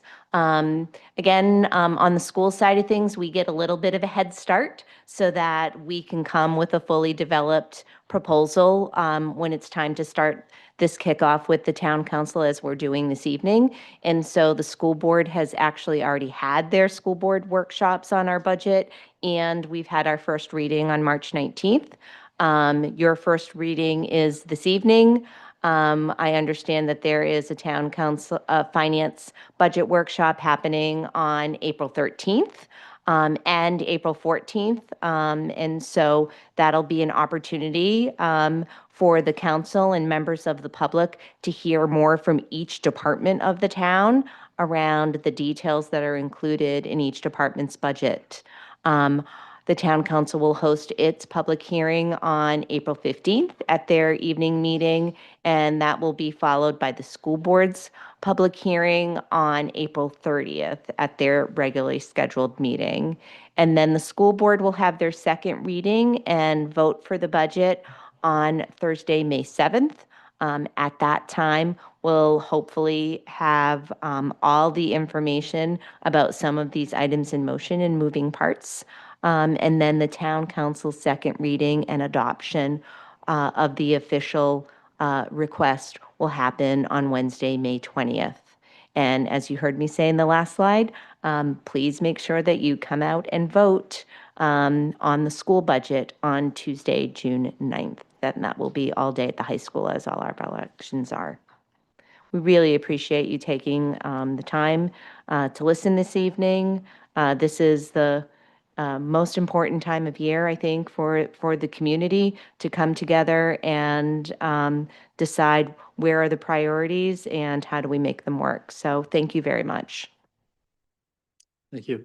Just one thing, I just want to orient the council and the public to the budget document. This is available online. Simply, I think it's fairly self-explanatory. Tody went to great length to put this together. All staff contributed to this, and I'm very pleased that it's become a document that I think is something you could read cover to cover as opposed to just a bunch of numbers. It's really intended to provide a deeper understanding of our financial condition, provide some deeper context for this proposal. We also appreciate that the budget time is also an education opportunity, and so I know the school takes great pride in their efforts to provide education as part of their, what we're doing and why we're doing it and how we're doing it. And I'd like to think the town has picked up on some of that. So I won't go into all the detail, but I do encourage you, if you're interested in knowing more, I assure you there's more information for you to find out. Just lastly, in closing, I just want to, on behalf of my staff, and I think I can probably speak for Diane and her staff, this does mark a bit of a transition, and we remain ready. We are the professionals to help you understand what the request is, why it came forward, and to help you work through this next several weeks and months. And so please rely on us. We're here and welcome the opportunity to work with you. This is personally my 33rd budget, 18th in this town. I can honestly say they don't get any easier. I know better, but I always find myself at one point of the budget process shouldering the burden like this is my problem. And it's to a certain extent, but it's our problem to sort through and understand what our priorities and our needs are. And I'm supremely confident together with the talent in this room and outside, we'll find a way to get there. Thank you. Thank you. Thank you both for the presentation, and thanks to staff, town hall and school department for all the work that went into that. Obviously, just the beginning of the process, as was just laid out. We will have opportunity for our first opportunity at public comment and council discussion with first reading later this evening. It's item 13.1, our first item of new business. So those of you who are here specifically for that, just bear with us. We'll work through a couple more things in our agenda and then we'll get to that. And then obviously, as you saw, there'll be lots of other opportunities going forward. So with that, we'll move on to item number 9 in our agenda, standing and special committee reports and liaison reports. We start with Councilor Hayes. Thank you. The first Rules and Policy Committee meeting that I'll be running is on Monday at 5. So if anybody's looking for something to do from 5 to 6 on, come join us, or you can see us online. And the other thing, I would just give a quick update on the Communication Committee. We met recently and we will be publishing dates for more conversations with counselors across town. So those will be coming for Q2. And we also are going to be piloting kind of a cross-town, cross-membership communication group, probably 15 to 18 folks that we're looking at to volunteer to come to a meeting and just talk about how can we communicate better across town? How can these folks be communication ambassadors? And we have a list going of people that we've kind of identified or people that have expressed interest in that. So if you're interested or you know anybody who you think would fit that role well, we're looking for people that have been here a short time, a long time, from all, different regions in town, just continuing to try to up our game on effective communication. Thanks. Councilor Anderson. Counselor Hayes stole my thunder, so it looks like Oh. he's Thor now, and Wow. I'm no longer Thor. But I will add, Thor. I was Thor because I was always stealing people's thunder, and so. But joking aside, just to add on to what Michelle said, the next conversations with counselors will be focused on budget. So we want to make sure we partner with the school board to have dates that work for you guys to be able to participate in those as well and join those. So in lieu of doing roundtables, which we've done in the past, it'll kind of follow the same Yeah. format we've been doing more recently. Great. And those will probably start, we talked about starting those in May so that we have time to digest and it's after school vacation when hopefully more people are around. Great. Thanks. Councilor Donovan. None of my committees met, so no report. All right. Councilor Shu. Thank you. So the ordinance committee meeting for April has been canceled, but we'll meet again in May. The Conservation Commission met last week. They are working with the planning department in autumn to work through the new low impact development ordinance and the changes that we need to make. So they're having, an environmental eye on those ordinances and giving some good contributions there. I also reminded the Conservation Commission that one of our goals was to look at limiting clear cutting in commercial lots. So I reminded them that maybe they could try to address that in the next couple of months. The planning board meets on April 13th. I'm not sure what's on their agenda besides the materials that is on our agenda that will be referring to them. And that's all we got so far. Thanks. Thanks. Councilor Kane. Thanks. So the school building committee is moving right ahead, right on target. Harriman has almost completed kind of the first draft of any design changes. They've taken a ton of input, 70 meetings or something from school staff, and those, as they do those design updates, that will also go through a review with building principals to see if they've missed anything. And so that has made great progress. They've started to hire the third-party professionals like geotech testing, vernal pool testing, which is fortunate because the season for testing that is just in the next couple of months. The next meeting for the full committee is on next Tuesday at 6 o'clock at the middle school. That's open to the public as well if they want to try to come in and get some updates.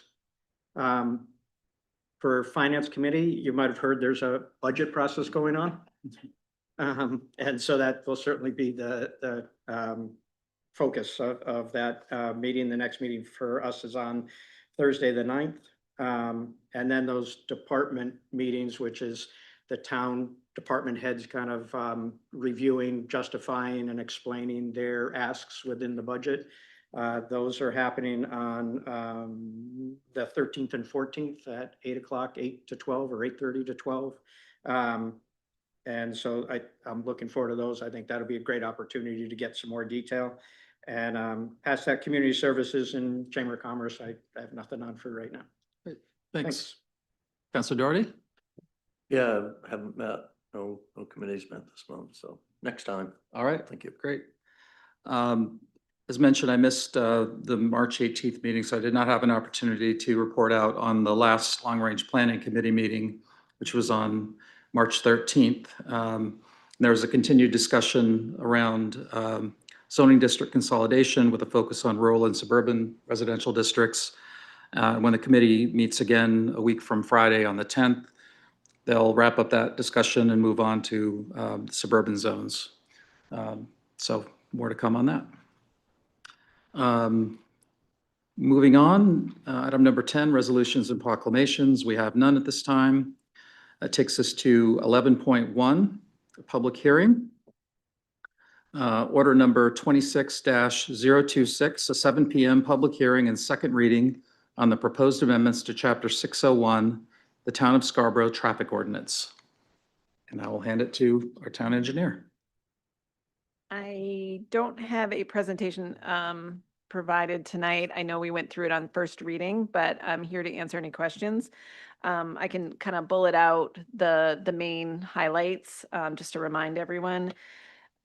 We're making some updates to limit the size of vehicles that can park on public streets in a residential zone.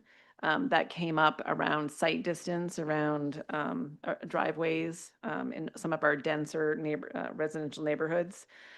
Eliminate parking on both sides of Bridges Drive. That came from a traffic movement permit for Roma Joe's, and it was required by Maine Department of Transportation that we change our ordinance and update that to eliminate parking.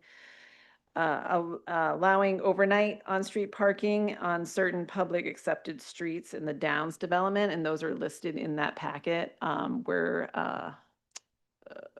on-street parking has been designed into the streetscape, and establishing a traffic schedule of our traffic control signs. We are required to track certain specific signs by the state DOT, and we are trying to find a better and more efficient way to keep those tracked by removing them from the ordinance, which is not required to be in the ordinance. But I am happy to answer any questions you have from the public. All right, thank you. With that, we will open the public hearing on this item. I've just asked anyone who'd like to speak, as mentioned before, to come up and state your name and address, and please keep your comments to 3 minutes or less. I will open the public hearing. All right. I hit the gavel and everything, so may as well. Yeah. On the street parking, in the Green Acres areas, people have been using on-street parking to try to slow down traffic. Will that be eliminated by this new policy? That's all I have. Thank you. We can certainly direct that question to staff. Anyone else? I don't see anyone else in the room. Anyone online? All right, with that, we will close the public hearing. Angela, would you like to speak to the question? Yeah, currently, the ordinance does not allow any overnight parking anywhere in town. So this actually provides an exception for these specific streets that are listed that have designed it out of the travel way, those on-street parking. So it doesn't change that you cannot park in the Green Acres neighborhood overnight. Thank you. But you can, during the day. Yes, during the day you can, yes. All right. So we've closed out the public hearing. Do we have a motion? Second read? right, any discussion? I don't see any. I did see the discussion from first reading, which I thought was helpful. I don't have any issues and I'm in support. And with that, I would call the vote. All those in favor? Appears to be unanimous. Thank you.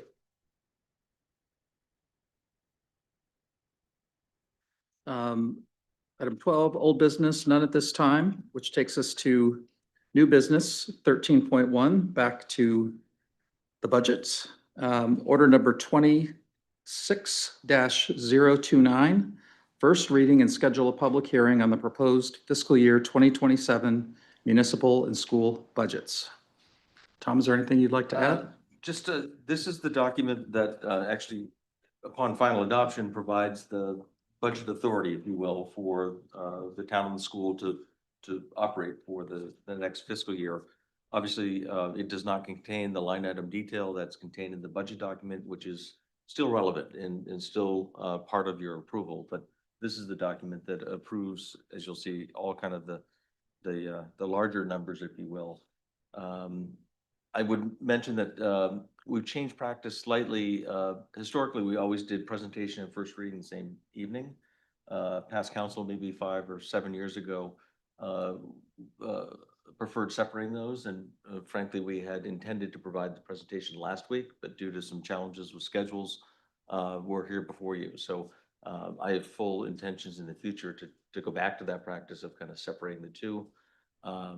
So for that, I apologize, but this is first reading. It gets the process started, and then we're scheduled to have the council consider final reading at your second meeting in May. Thanks, Tom. So we have the opportunity for public comment here before we move to council discussion. Again, we will be scheduling a public hearing, as you saw in the schedule that was up on the screen earlier, and there will be other opportunities for comment going forward over the next couple of months. But in the meantime, if there's anyone who has comment on this, please come on up. Okay, seeing none, we will turn to the council. Do we have a motion? So moved.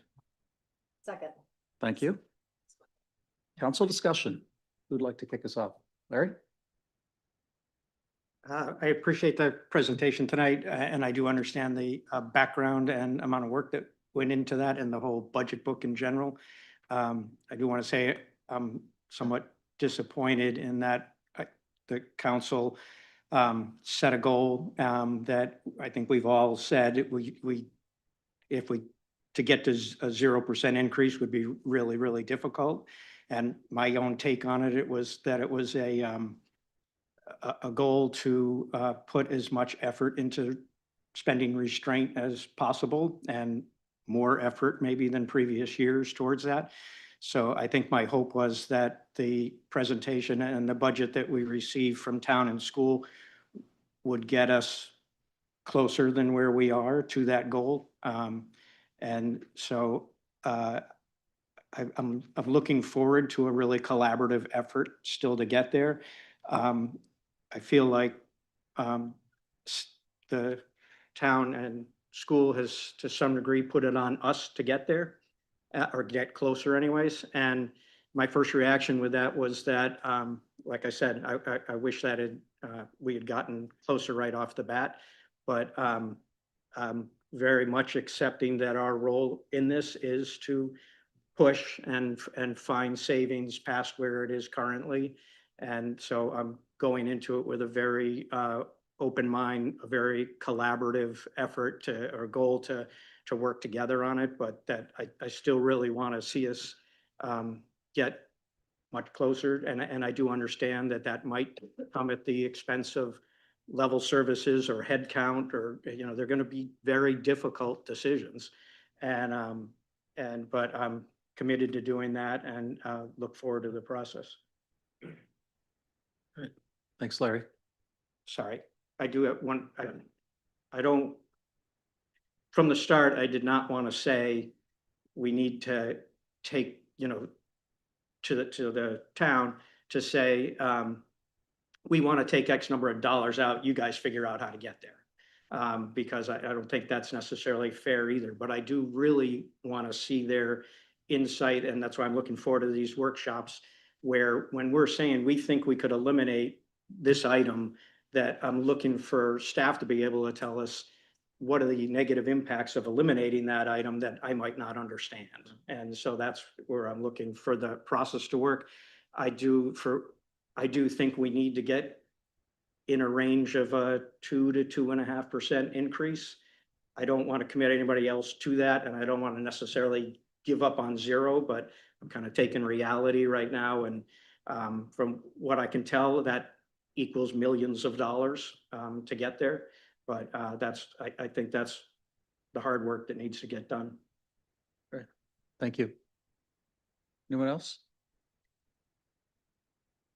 John? Yeah, I think I just agree with a lot of what Larry just said. I think, I think this is going to be a year of trade-offs. We made some decisions last year that are having impacts this year, and I think those were the right decisions to make. And I think what that means is trying to look for areas of more restraint in this year's budget. Again, I'm just trying to be pragmatic though as well, and understand that to get to 0% at this stage is not possible in my mind. But I could see us targeting to get to something like a 2.5%, 3% as like the end goal that we want to get to, which I think even getting there may mean a decline in services in certain parts of the town and the school. And so those are going to be the tough trade-off decisions that we staff, the school board, the school staff are going to have those conversations over the next couple of weeks to figure out, what we can maybe live without while still maintaining a good quality town and school. I think we've, had the luxury as a community to have the experiences that we have. But we have some really big changes coming. And I think it's important for us to be not only looking at this budget year, but thinking and looking forward to the next few years and what we're anticipating. That includes to me some of the capital choices. Like, to be frank, I'm not sure I'm supportive of the radio tower project going forward until we have a full experience of what the school impact is on the community. I don't say that lightly because I think public safety is paramount, but at the same time, these are the tough choices I think we're going to have to contend with and make to make sure that we're keeping residents in their homes. Like, I really do think affordability in Maine, not just in Scarborough, is becoming a huge, huge challenge. And unfortunately, a lot of that challenge is falling on property taxes and municipalities to bear that burden. And so at some point, tough choices are going to have to be made.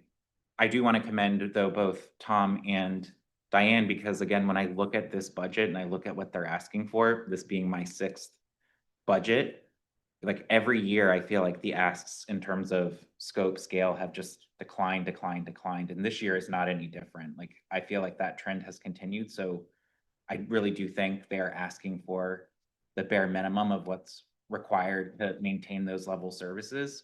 There's a little bit of other stuff in there that I think, again, personally, I think are easy things, especially things that we don't have. But again, I don't want to look at this as like, we're looking for money to save. It's $7 million in net budget that they're asking for an investment. 4 million, 5 million is still a really good investment to get. So as we think about this, I don't want to think about it as what are we cutting? It's more, where are we making investment choices in our community to continue to provide what's important right now? And some things are important right now. Like, I know we're going to talk about the transportation item later on the agenda. I'm assuming part of that is in this budget. Personally, I think that is a worthy investment, but that might mean something else has to come off the plate. And so those are the trade-offs I think we're going to have to make as we work through this, where for me, at least, that is worth finding space in the budget, but still trying to come down, which again, is going to mean some other places are going to have to make adjustments. So again, it's always been a very collaborative process, and we learn a lot. We get some surprises along the way. We got a $200,000 surprise tonight, which was a great way to start. Tom, I'm looking for your surprise too at some point. Waiting for you to share that. Haven't heard it yet. But again, I think to me this year, my mindset coming into this isn't just this year, it's thinking next year, the year after that. And with the school coming, I just think it's very paramount that we are very judicious and thoughtful in terms of where we're investing to really understand that impact once it happens, because it's going to be big. It's not going to be tiny. And so just keeping that at the forefront of our decision making, it's kind of like any of us making investments in our homes. If I need to fix my roof in the next 2 years, I'm going to figure out where I'm going to start saving money now so that I can make that investment without not having that money available when I need it. And so again, that's kind of, I guess, my perspective going into the budget this year.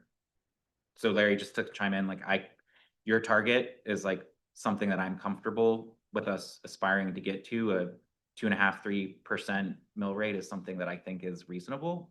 It's still going to be hard, but I think it's something that we should aspire to as we work through the budget process. Thanks, John. Karen? Yeah. Thanks. Thank you to Tom, staff, Diane, the school. Thank you. Every year you guys do a great job of putting this together and informing us. I have not dove into it too much, but I appreciate it. I agree with my fellow finance committee members. This is my 4th round of budget seasons. I will say I appreciate the historical data that Tom brought up. I think the only difference is throughout those years, we didn't have a 0% goal. So for me, I'm walking into these budget meetings with finance and I'm thinking we have a lot of work to do. This is more work than I was looking to do. I was really hoping that we would come in closer to our goals so we wouldn't have to do so much to this. I think it's going to be some tough decisions coming through. I agree with John. I think some of the requests are just not something that we can do right now. But we want to do what we can for the town, but I think with the school, this is just a whole new beast that we're going to have to deal with, and it's really hard to take on other things. So I think the finance committee has a lot of work cut out for us, and I'm hoping that with our meetings within the departments that we can have real candid conversations about kind of really what our needs are and where maybe we can make some cuts and things like that. Thank you. Thank you. Bill? The obvious effort that the superintendent, the town manager put in should be commended. This is a very difficult budget with all the factors that are coming to play to result in a 7% increase. So we have to roll up our sleeves, as it were. I think what we'll need to look to is our leadership, superintendent, town manager, for how we get there. Because in all the years, and this is the 7th budget that I would be responsible for, we always get that sort of leadership as to how you can make those painful decisions. Public safety and public education, they stand out in my mind as the things that you never want to compromise on. But this is a difficult situation for us. It's been presented to us. We have a couple of months to figure it out, and we'll try and do the best we can. Thanks. Michelle? Thanks, Corey. I agree with everything that's been said.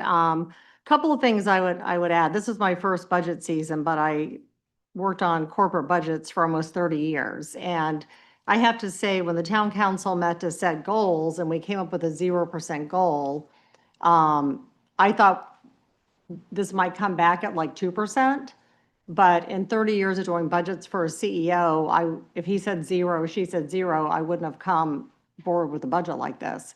So I have to say that I was shocked and I was a little disappointed and spent hours looking through this on the weekend, Sunday, on stuff Tom had sent, and then picked up the book. And I kind of got to the point in looking at like hundreds of items on capital. And I finally said to, I think it was to Karen or someone, I don't even know what some of these things mean. So it's very difficult to go through and cut something you don't understand, but it's also hard to support something that you don't understand when an aggregate, I think we need to be at about 2%. And I think, we're fortunate to have the school pass, and that's exciting. But I've had a lot of people come up to me who voted yes the second time and said, and now you're coming at us with this. You know, they kind of felt like they got shot in the foot saying, we finally, you know, we did it, it was the right thing to do. And I think that we need to provide a model that shows the impact of our capital expenditures, the impact of schools, you know, starting next year for like 5 to 7 years out, and then factoring that number as a starting point before we add anything else. And, you know, I kind of look at level services, and I personally don't buy into level services. I think that every year you kind of look at it like you're starting a new company, like you're an entrepreneur, and say, you know, if I were starting from the ground up based on what we need, and, you know, money's not unlimited, like, what should this look like? I don't agree that every year you just go, we're here, and so we're just gonna add whatever. I don't think most people use their home budgets that way. And I kind of look at capital.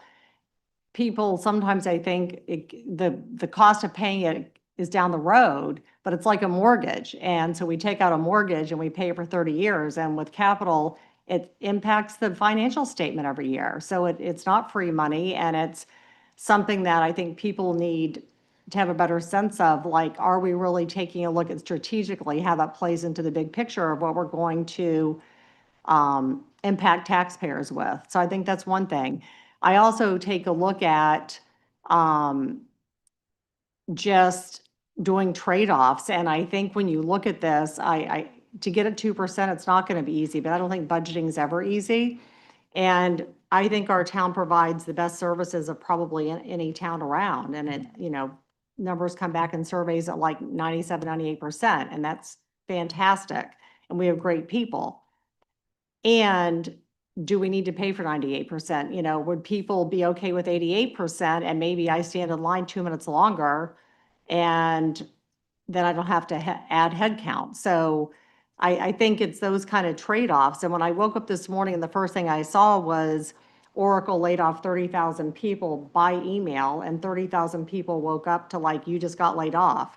And I look at what's happening in South Portland and what's happening in Portland. We don't want to be there. And I think that to be prudent about every financial decision we make, we need to have that in our thinking, because we don't want to be there. I ran 7 downsizings when I worked in corporate, and 7 like worst experiences of my life, because nobody wants to have to do things like that.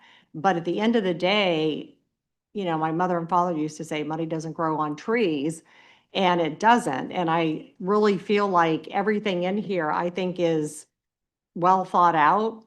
I think it is, you know, logical. I don't think it's people, you know, were trying to ask for things they didn't think were important. I just think we're at a position where, you know, it's kind of like Amazon Prime. Do we need it, or are we okay waiting 3 days to get a package? So that's kind of the thinking I'm going into this with. And I also plan to go to both of the workshops. I want to understand better.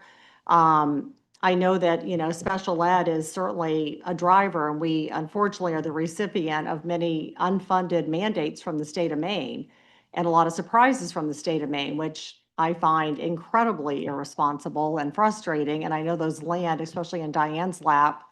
But unfortunately, we have to figure out how to deal with that while still presenting a responsible budget. So we do have a lot of work to do. Thanks. Yeah. Scott?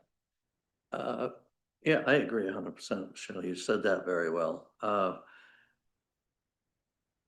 Again, you have to stop spending, and employees, she said, is the biggest expense.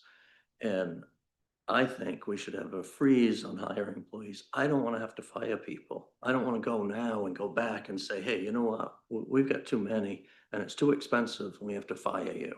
I don't want to fire people. But I think the easiest way to do that is not to hire. If somebody leaves, attrition, just, okay, good, we're not going to fill that position. And in the last year or so, we've filled a lot of positions because we said, oh, we didn't have them, but the towns still seem to run fine. So I think that's one place. And the other thing is the department heads. I mean, I think, you know, we give them a budget and they have free rein to spend a lot of money. And perfect, the only thing I know of personally, and I'm sure there's other things in the area, but the Harbor Master's boat, fiberglass boat, I know boats very well. And that boat was fine for many more years. I know outboards can be a problem. If they said they needed a new outboard, I'd say, yeah, okay. But to get rid of a perfectly good boat and spend what they're spending on a new boat is ridiculous.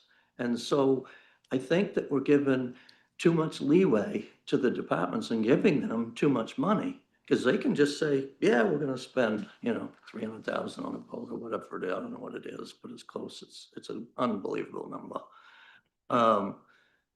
So there's one right there. I mean, and there's others. Well, the people voted for a new fire truck. I don't think we needed a new ladder truck when we did.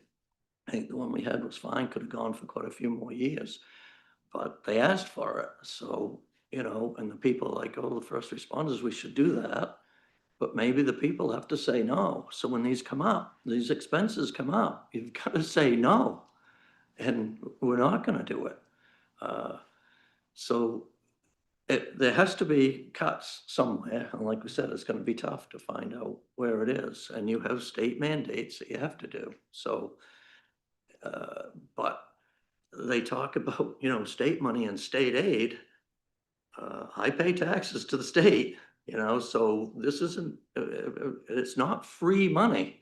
Well, we get this state money and we get this federal money. Well, I pay big federal taxes and big state taxes, and it's coming from me, So I think we shouldn't be looking at, oh, it's a deal, let's buy it, let's go shopping, and oh, it's on sale. I don't need it, but let's get it because it's on sale. That kind of mentality.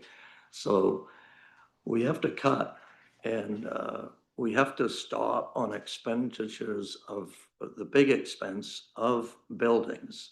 And I think I haven't heard anything about a community center or anything lately. And we just can't. We can't afford to do any more building, especially getting rid of perfectly good buildings. I'll go back to junior high that I went to, Wentworth School, and my kids went to it. It was a perfectly good building. We could have kept that building. We didn't need to have a brand new school. As far as I'm concerned, I voted against it then. And, my kids were in school, and I loved that school. It had solid hardwood doors, 2 inches thick, click, it just was a nice school. But everybody wants the brand new. And if you want the brand new, then you're going to have to pay. And, I don't know what else to say. I'll be saying more, but I'll leave it at that for now. Thank you. Thanks, Scott.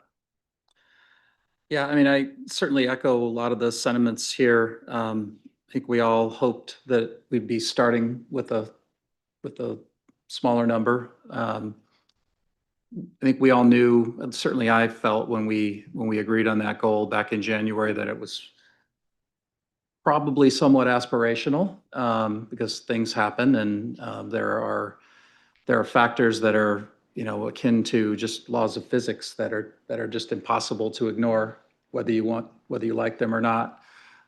Things like inflation, rising insurance costs. We got oil over $100 a barrel right now. And there's sort of been a perfect storm over the last few months that has made this a much tougher challenge. We've lost some funding from the county based on what happened with the jail there. The state aid formula continues to work against us. And then we've had those other kind of macro factors that I mentioned. And that's not to sort of wave it away and say, well, too bad, we just have to roll with it. I agree, we need to roll up our sleeves.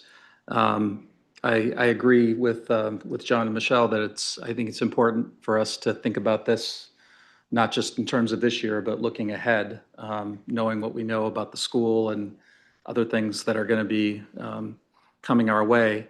And while I do appreciate the comparison with corporate budgeting and household budgeting, to me, there's a real fundamental difference when you're talking about a town. I mean, we're not making widgets. We're not selling apples. I mean, we're running a town, and that's people, and that's education, and it's public safety and everything else.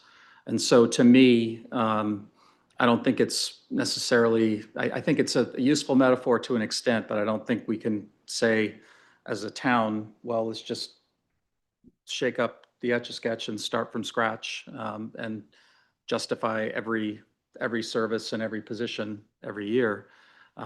As Michelle alluded to, I mean, you look at the town surveys annually, and they're incredibly high favorable ratings for town services and town staff. I think we should all be proud of that. It may be that as we go forward, as was said by Larry and others, there are going to be some really tough decisions.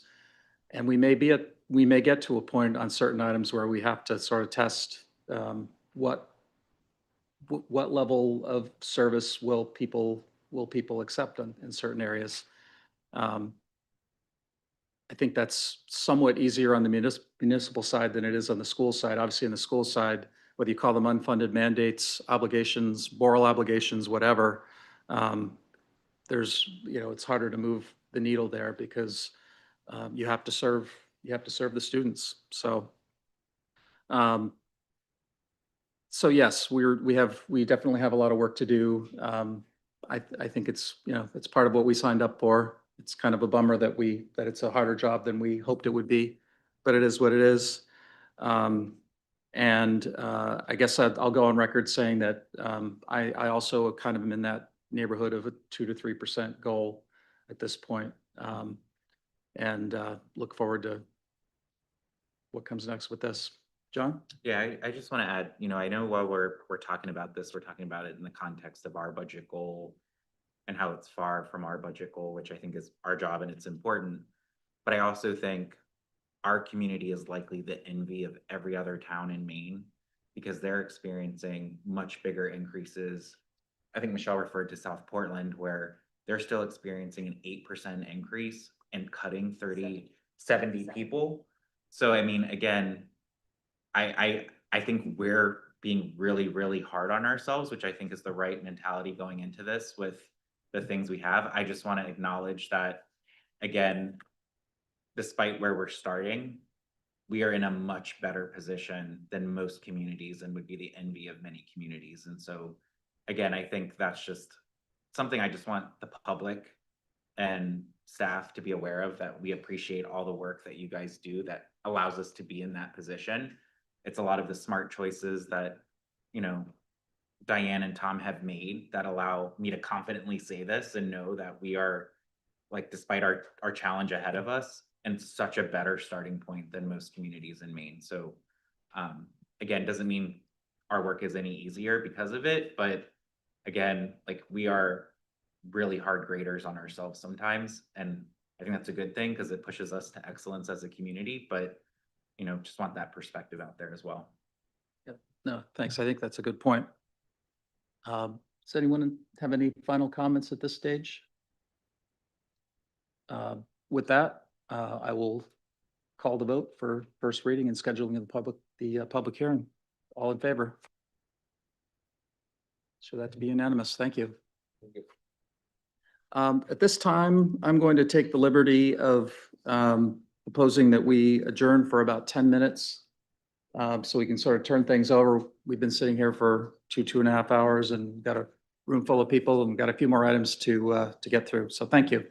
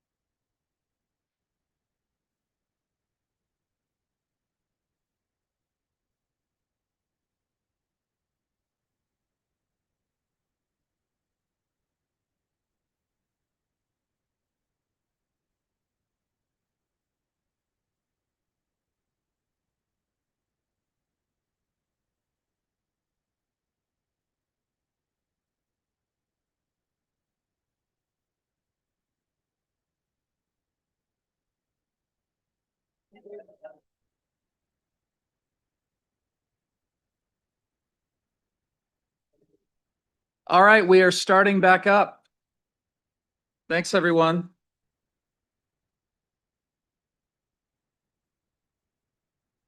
All right, moving on to the next item on our agenda. 13.2, order number 26-030. First reading and refer to the planning board the proposed amendments to chapter 405 zoning ordinance, including the creation of a new section consolidating uses, updating zoning districts to reference said new use section, update childcare and residential care uses, definitions and allowed districts based on state statute requirements, add conservation, parks, trails, and associated parking to the use table, definitions and allowed districts, add short-term rental uses to the use table definitions, performance standards, and allowed districts, amend definitions, performance standards, and special exception standards to capture amendments, new uses, and correct inconsistencies. And with that, I will hand it to Planning Director. Thank you. I'm glad that was a long description because I accidentally left the meeting. All right. In spite of the long table, this intends to simplify things.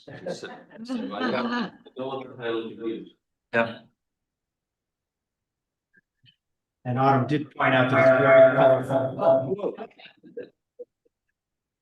Sorry. Autumn did point out that it's very colorful. Yes. So just to give you a little background, and good evening, thank you. This is part of Vision 3 of the comprehensive plan, if you could believe it. Part of the comprehensive plan has a goal to consolidate our zoning districts. And that sounds, what we're doing here is not necessarily consolidating zoning districts, but I'm trying to create a framework so we actually know what we have and how they compare. And if you went through some of the tables, you can see some of the redundancies and the very similar uses and descriptions. And so a big part of that, of this project, is to really consolidate, make it easier for staff, easier for residents and developers and realtors and people that just have questions, but also to create a more succinct document so that we can take care of those things that are very similar. Throughout the document, there are also some things that we want to fix to address some uses that we don't currently have. We don't currently address parks, trails, conservation as uses, so we are proposing to put those in. We are also taking care of some state law changes for childcare uses that were implemented last year. And we're also, to make it really fun, the text in blue, short-term rental uses. So we're going to combine that conversation with this one.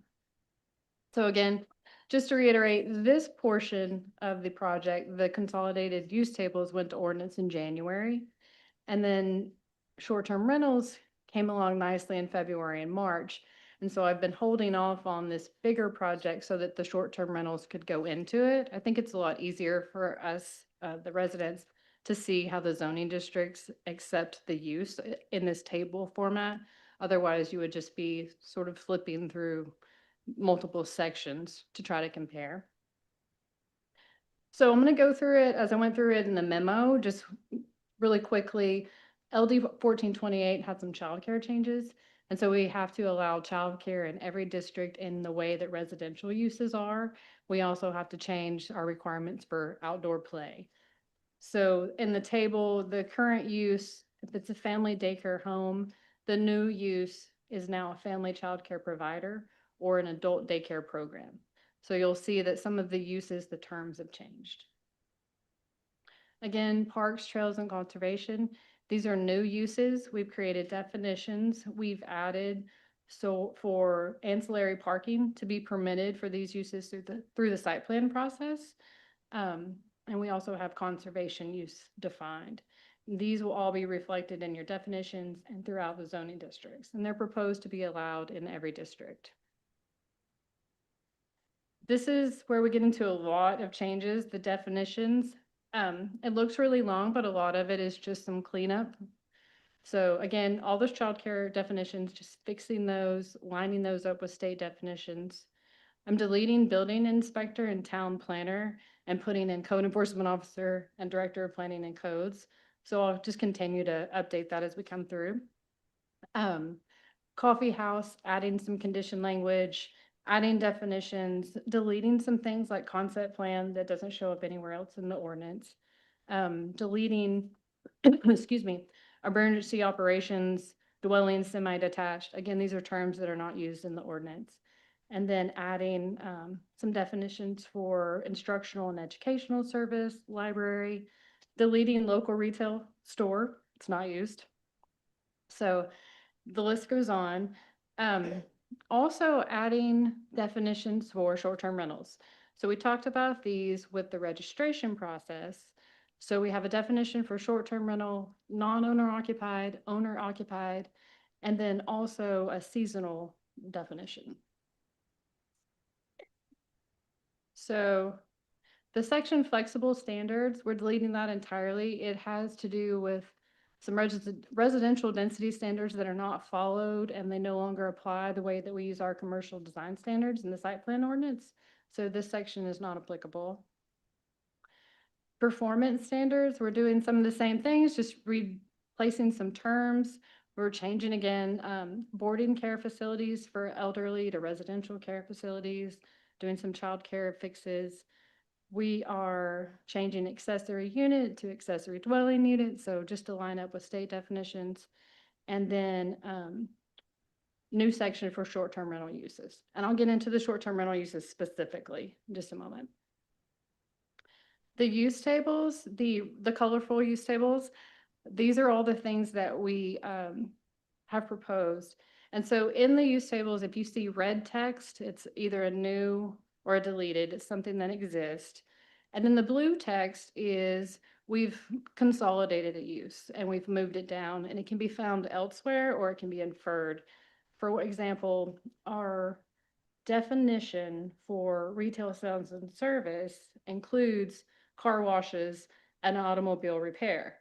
But in the majority of the districts, they'll say retail sales and services permitted, excluding car washes and automobile repair. So in this new version, we have retail sales and services, we have car wash, and we have automotive repair as three distinct uses.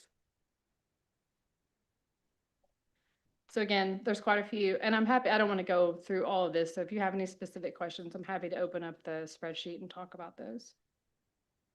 So short-term rentals, again, the use tables are defined.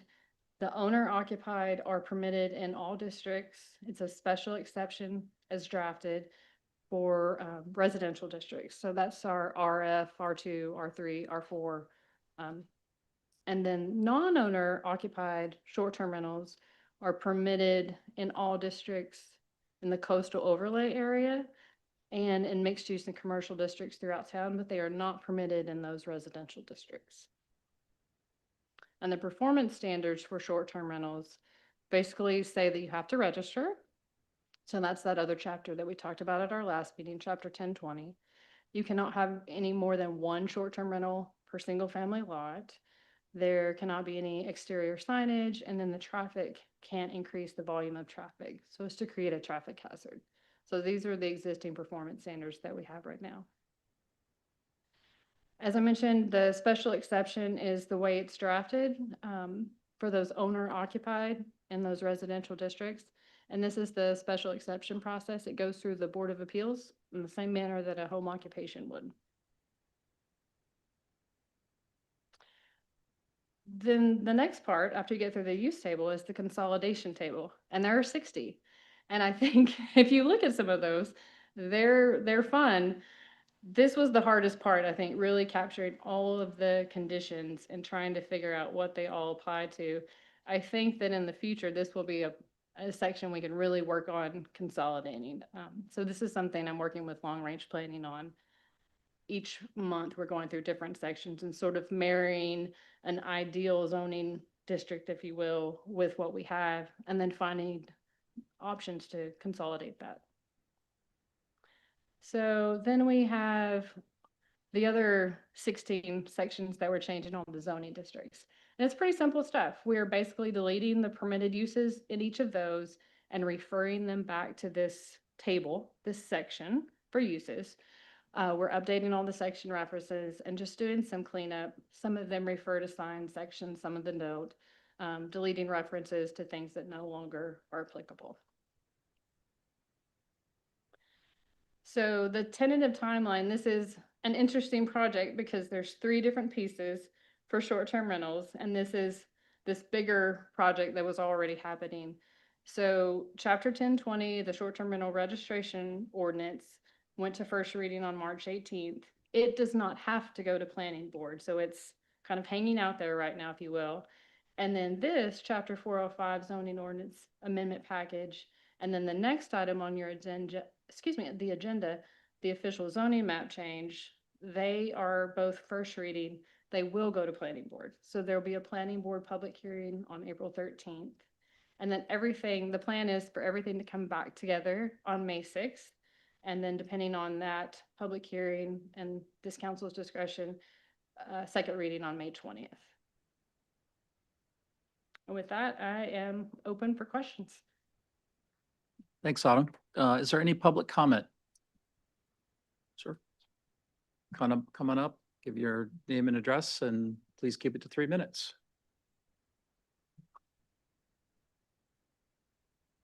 April Hill, Maple Avenue. I've heard many short-term rental business owners state that our Good Neighbor Ordinance is a solution to unruly non-owner occupied Airbnbs in residential areas away from the beaches. The key word in that ordinance is neighbor, and short-term rental guests are not neighbors. They are transient lodging customers without background checks. Why should our public safety bear the burden of babysitting problematic absentee owner short-term rentals? Without a ban of non-owner occupied short-term rentals in residential districts, the calls will increase. And if these guests park illegally overnight and get ticketed, they're gone within the next couple of days. You really think ticketing is a deterrent? The Good Neighbor Ordinance is not a substitute for good zoning. While a homeowner may have many loud gatherings where they invite and host people, their guests are known to them, and they, the hosts, are present in the home. Non-owner occupied short-term rentals are a revolving door of strangers unknown to the host. There are no background checks, and the host isn't even present. This spells eventual trouble for neighbors. Do you know that teenagers are allowed to book with Airbnb? Teenage house parties and short-term rentals are a growing source of gun violence in many states, and these parties had spilled over into neighboring yards and the streets.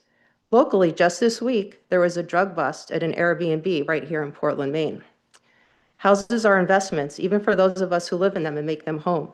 The company Anytime Estimate surveyed 1,000 Americans about their views on Airbnbs and other short-term rentals, such as VRBO, and their potential impact on their neighborhoods. The results revealed that close proximity to a short-term rental is enough to seriously harm interest in a house on the market for 60% of respondents. 28% surveyed stated they would either offer less than the asking price on the home, and 32% wouldn't make an offer at all. That's another example of short-term rental owners profiting while homeowners pay the price. What do all of the short-term rental owners have in common besides that they own a short-term rental? They own a home. All of you sitting in the town council own your own home. The only reason why I was able to own a house in Scarborough was because of the starter home variety of older housing stock that was in my price range in 2009. This was before Airbnbs. These are the very houses being purchased one by different small investors, and it's adding up to big money for them. While the majority of public comments in this room have been from short-term rental owners in past meetings, that represents a small fraction of 1% of our population. It's the most vulnerable populations that are often intimidated into silence or have been quietly emailing you. I know of many such people. Please protect our housing stock. This isn't a taxpayer subsidized ask. These residential districts are for homes, not hotels. I ask you to vote yes tonight. Thank you. Thank you. Hi, Suzanne Foley Ferguson, 331 Black Point Road. First, I want to say, wow, for Autumn, that was a lot of work. I know that's crazy. I appreciate that the town's proactive on it. I'm going to specifically speak to the short-term rentals, but I haven't had a chance for the others, but I know that was a lot of work. I think I appreciate the proactiveness on this short-term rentals because perhaps we're trying to avoid future problems. But I think it might be somewhat premature, and the map might be arbitrary. I can speak to that when the map comes up.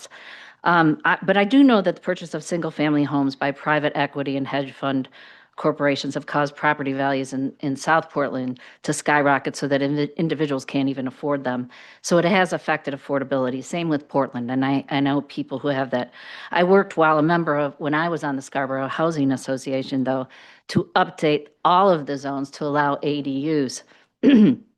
After which I know two friends who built ADUs for their parents in the Pleasant Hill neighborhood. They were in-law apartments. Both of those parents have died since then, and those homes would be sold. Now, the affordability issue comes in that way. I always assumed that somebody, like a young family who can't afford to live in Scarborough might be able to buy a house like that, relying on renting those units out. So it does address, ADUs can address affordability if they can use it as sort of like, a second rental. Now, it's my understanding, and I could be corrected on this, that there have only been a few complaints in Scarborough. I don't know if anybody knows the answer to that. Were they noise related? We have a noise ordinance. Were they neighborly? We have an ordinance. Was it traffic? I don't know. But people's homes are often their largest asset. So I would be super careful about making decisions that change the uses allowed for people in their homes. I've lived on Black Point Road since the early 90s, and I was always, when we added the ADU, we were allowed to add ADUs to the property. I think the registration is a good start. We don't even know how many of them are in this community yet. I think if we jump too fast to something like the caps, I think that's just too much. We don't even know how many there are existing in the town.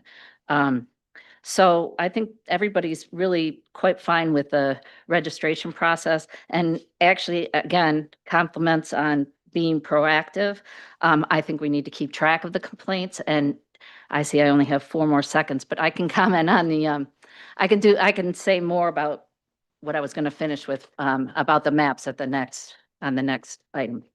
Thank you. Thank you.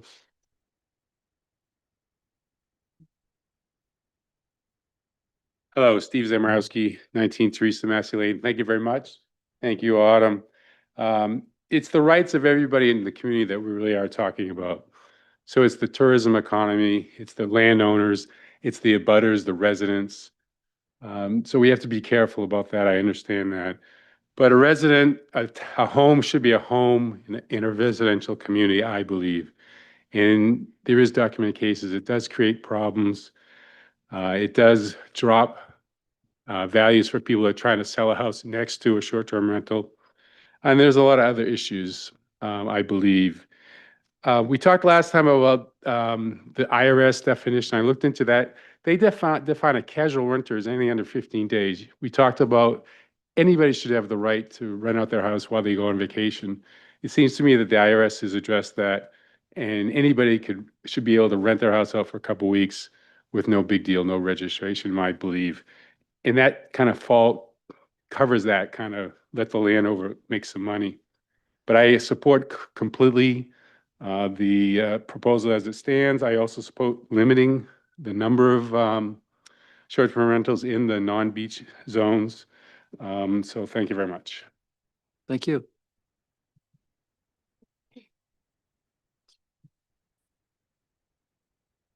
Denise Hamilton, 2 Rod Road. Great job, Autumn.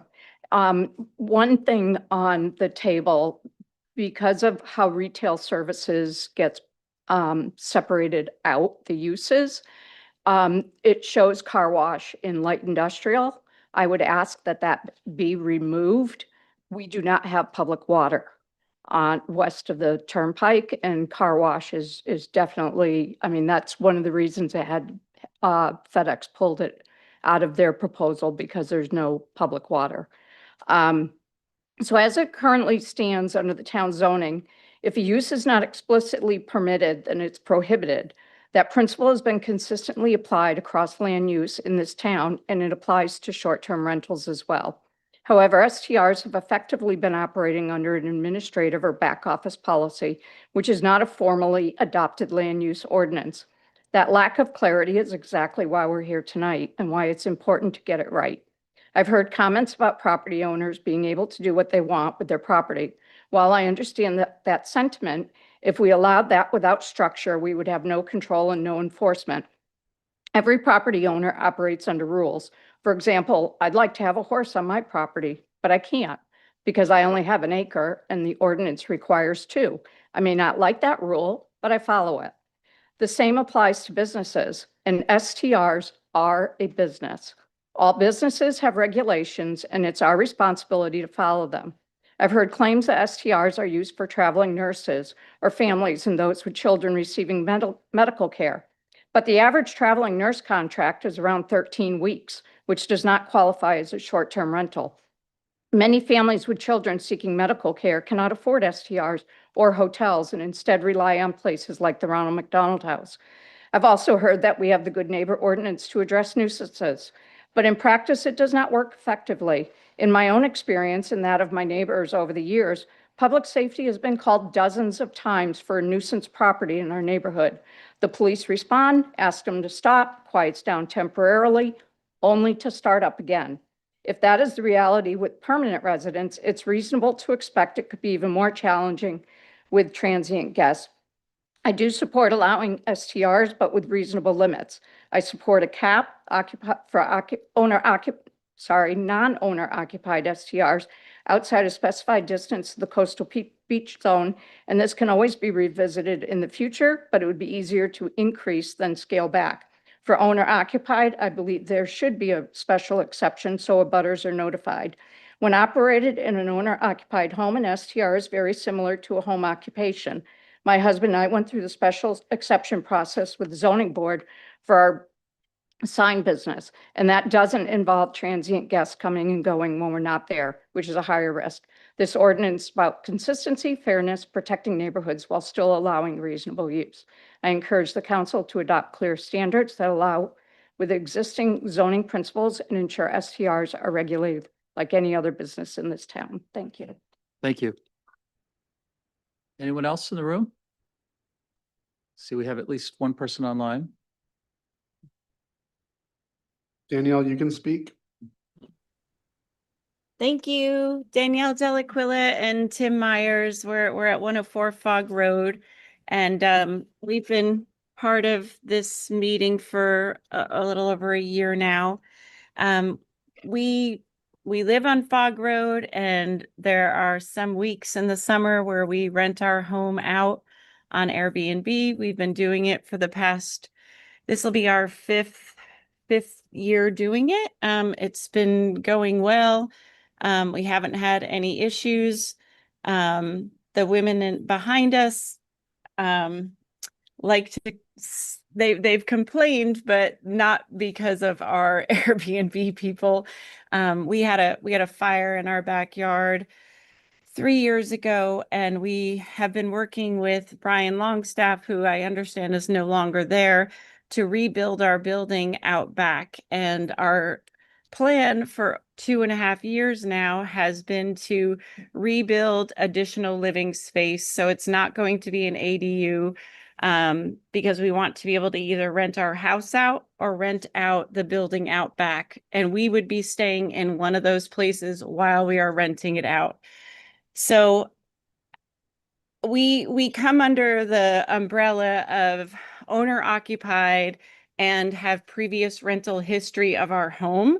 But obviously this new building, which will be ready probably in about 2 months, that has not been previously rented. So I asked Autumn how we could possibly work this in, given the fact that we were told we could rent it out as long as we followed all these rules that we've been following for 2.5 years.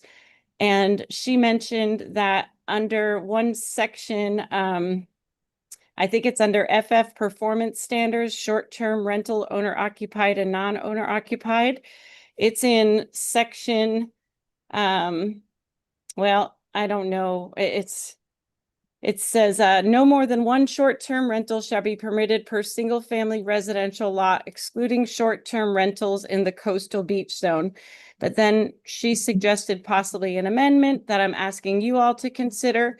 If the owner of a single-family residential lot outside of the coastal beach zone has multiple structures or room offerings for short-term rental purposes, each option must be independently registered and only one short-term rental activity may occur on the premises at a time. So I'm kindly asking you to add that verbiage to that section.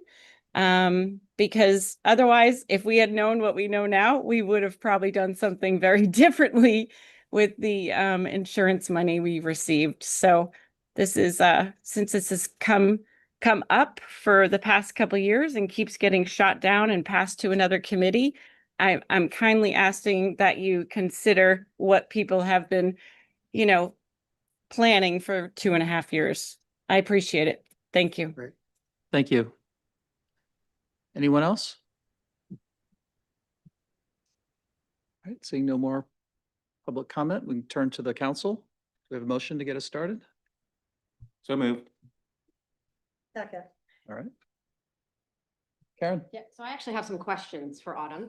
That's all right. I think actually that public comment is the first question I have is that an allowed use right now to reside in your back shed and rent out your home property in a single family residential zone? Her back shed at this point is not habitable space. It doesn't have water. If it was, in theory, yes.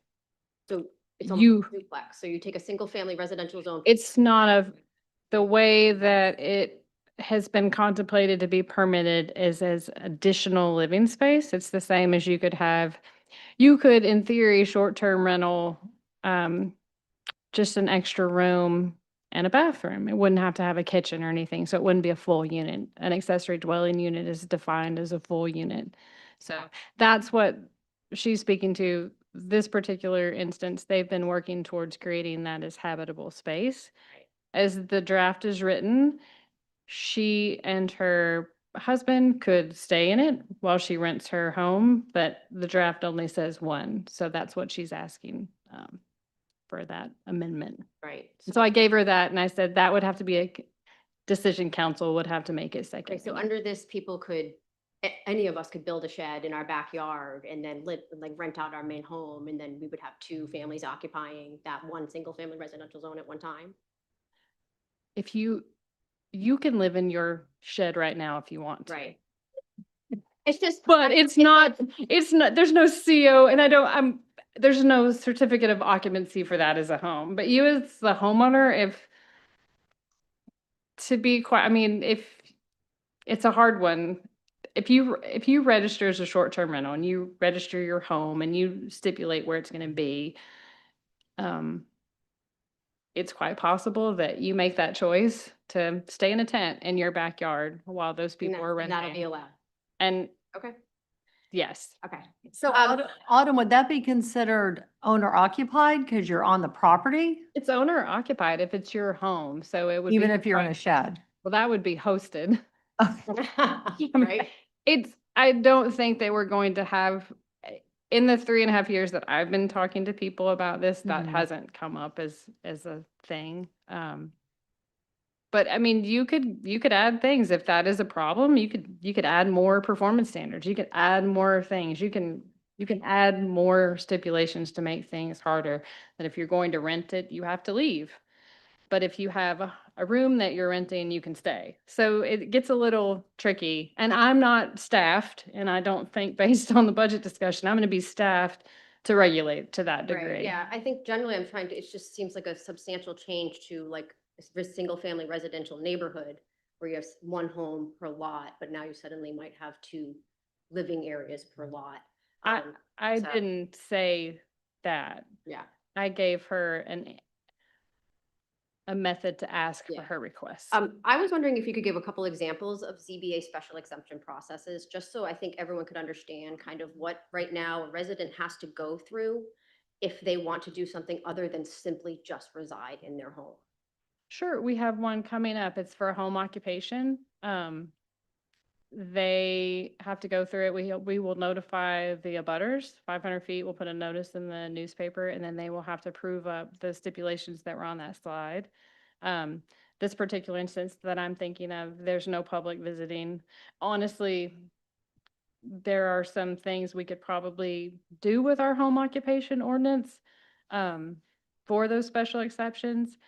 This particular one, no one would ever know it was there, but we do have some that you might have people coming, and those would be different, but Right, I was I'd say the zoning board for majority. years. I felt like it was more like and you're restricted to only using a small section of your home as well. So currently, like the way that we teach, treat people who want to do something, anything other than reside in the home that you live in, you can only use part of it, and you have to go through the zoning board process. So I think it's very stringent, and it's very difficult for residents to go through that process.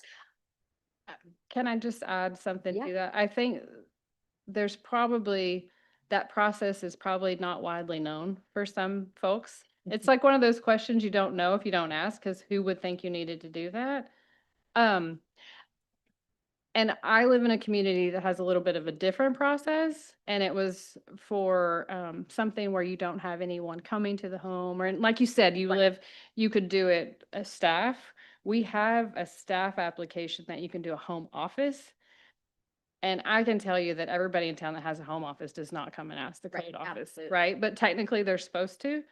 And so it's just one of those fine lines of over regulating perhaps when there's maybe none the wiser. So you get into situations, and I think our office gets into situations a lot where people want to do the right thing and they do the right thing, but then maybe there's 15 people behind them that don't even know there was a right thing to do, and then they get caught. And so I don't want to get us into a weird spot where we're really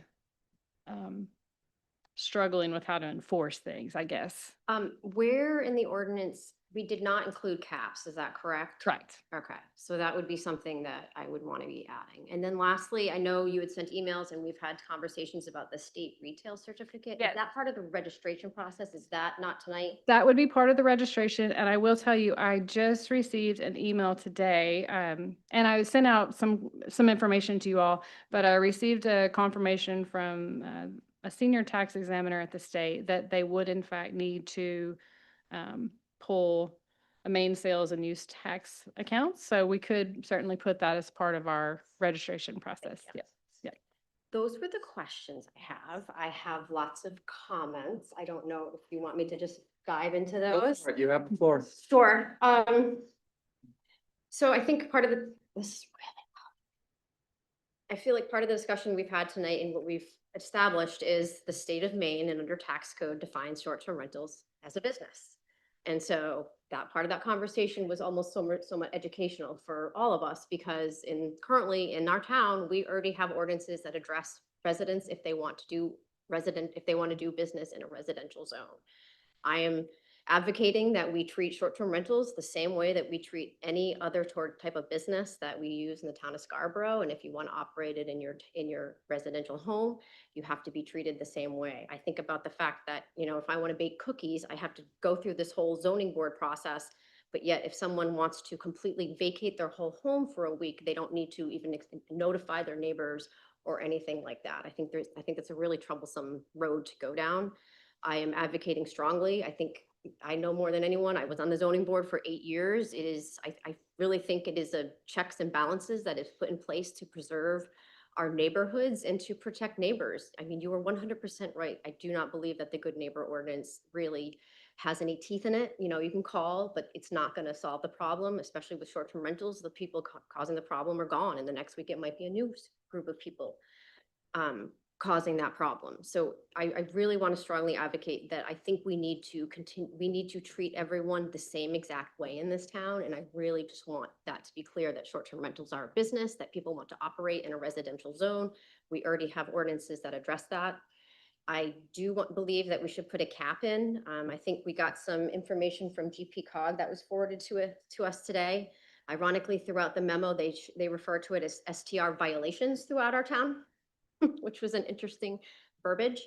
And so I do believe we need to do a cap. I think a percentage cap, the way that Portland does one, would be appropriate, considering we can maybe work from that instead of a random number that we were throwing out. Like we were throwing out 50 before, which obviously now seems crazy when you look at Kennebunk, who had like 400. So we're like, okay, maybe we were a little low with that, where maybe Portland is better on the idea of doing a cap. So I think those are the things that I'm strongly advocating for. I support everything that has come forward tonight in regards to the zones. This already went through ordinance. We've had in-depth conversations on it. I want to thank Autumn so much for all of your hard work. She's done a lot of work in this back and forth and changes and things like that. And I think at this point, I'm just asking my fellow counselors to really try to remember that, you know, we really need to treat everyone the same way in this town. And that's what I'm asking for. Thank you. Thanks. Anyone else on this? John? I have the complete opposite perspective, so I just wanted to share that with the council. I'm 100% behind everything in the ordinance for short-term rentals as it relates to non-owner occupied. I think what we have there is good. I wouldn't propose any changes, and I think that should absolutely move forward.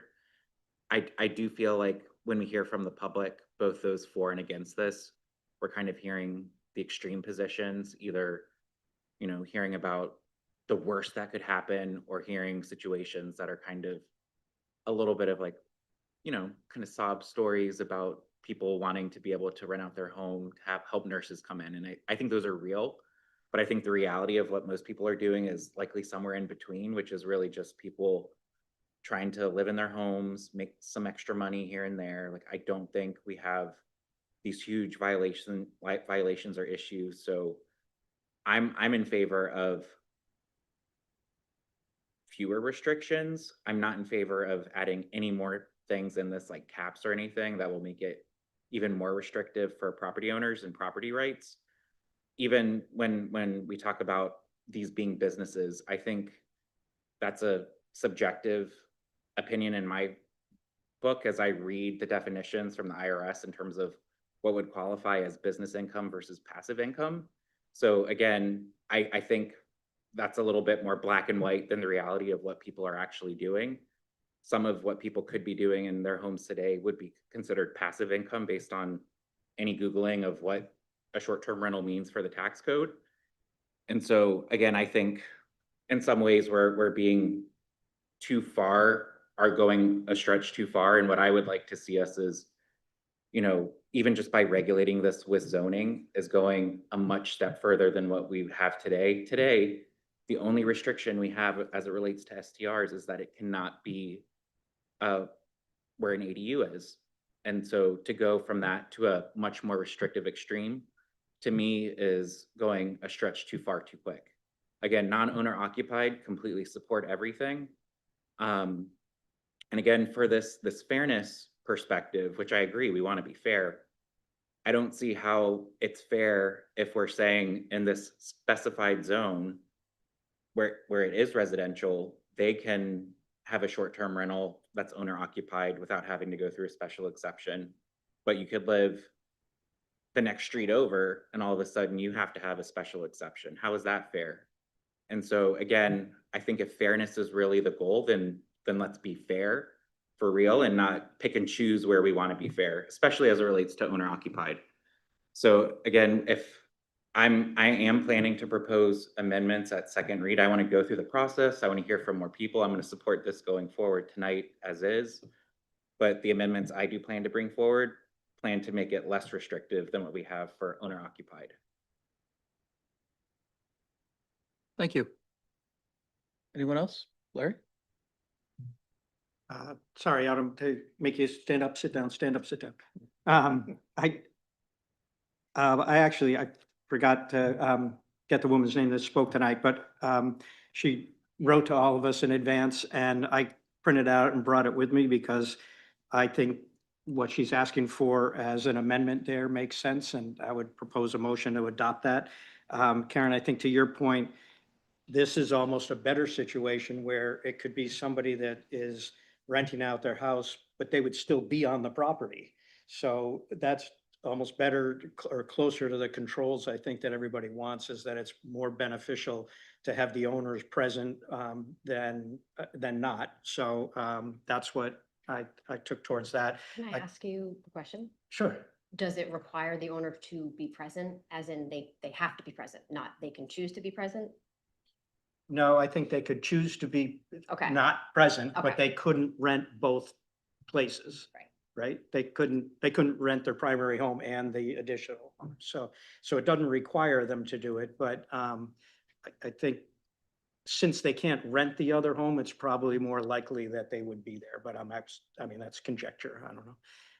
I just wanted to check, Autumn, that you're comfortable with that language before, as far as kind of fitting in with the intent.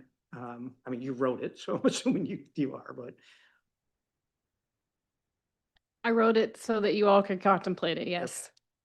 Do you see that do you have any concern that that would lead to, kind of to Karen's point, to some different type of use or abuse in the whole program? I do, honestly. I think that next year when we start allowing up to 4 homes on a lot, I think it'll come into play and we'll probably have to strike the language if we put it in this initial. I can, if I know that that is your intent, I can see if I can come up with other ways to craft some language.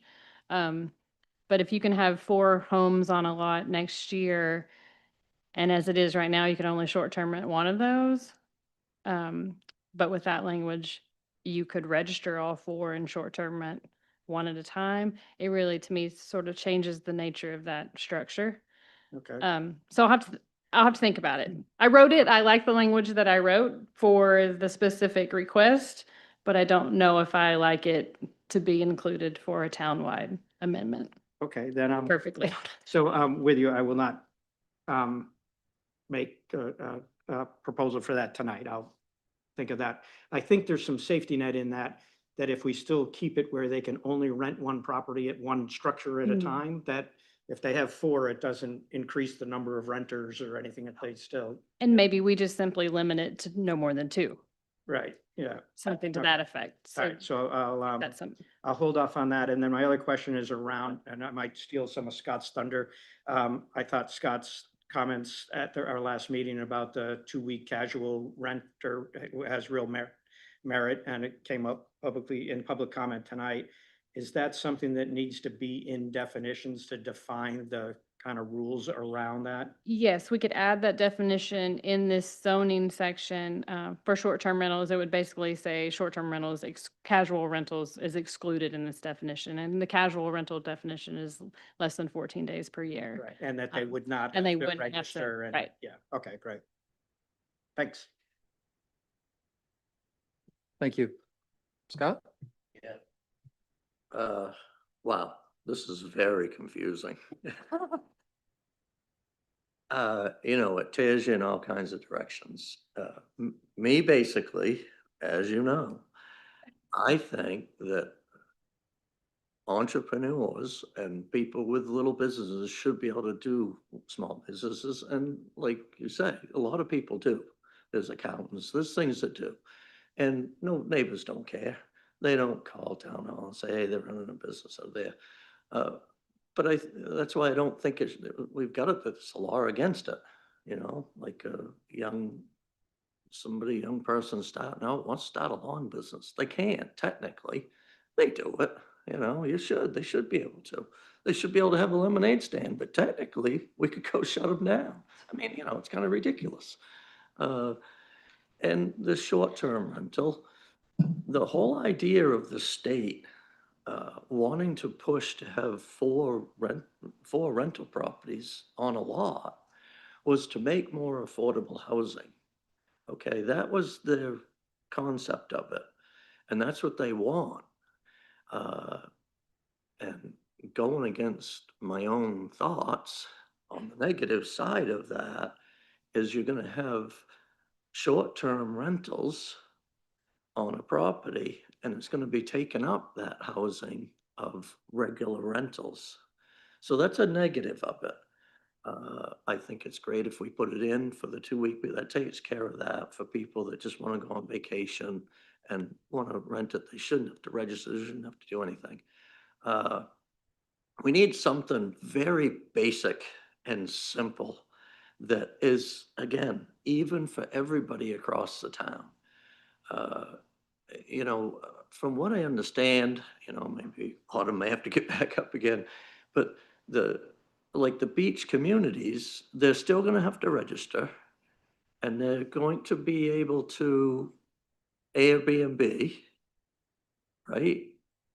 And, but do they have to have inspections and stuff like that? If they still want to do that, they've been grandfathered, they've been doing it for years, and now they're gonna have to go through a whole bunch of red tape. Yes, so the registration ordinance that we looked at last time, it requires registration for everyone, no matter, and then there's a simple, I call it simple, it's a pretty basic safety inspection, fire, carbon monoxide detectors, those sorts of things. It's not a code enforcement CO inspection. So they would have to register, but the way this part is, it says, because we have the same zoning at the beach that we have elsewhere in town, the next item creates that map, basically, that says, within this area, you can do owner occupied, non-owner occupied, you can do more than one, do what you've been doing, but we just need you to register. So it's a little bit different I think someone said on the other side of the street, you might have to do a special exception.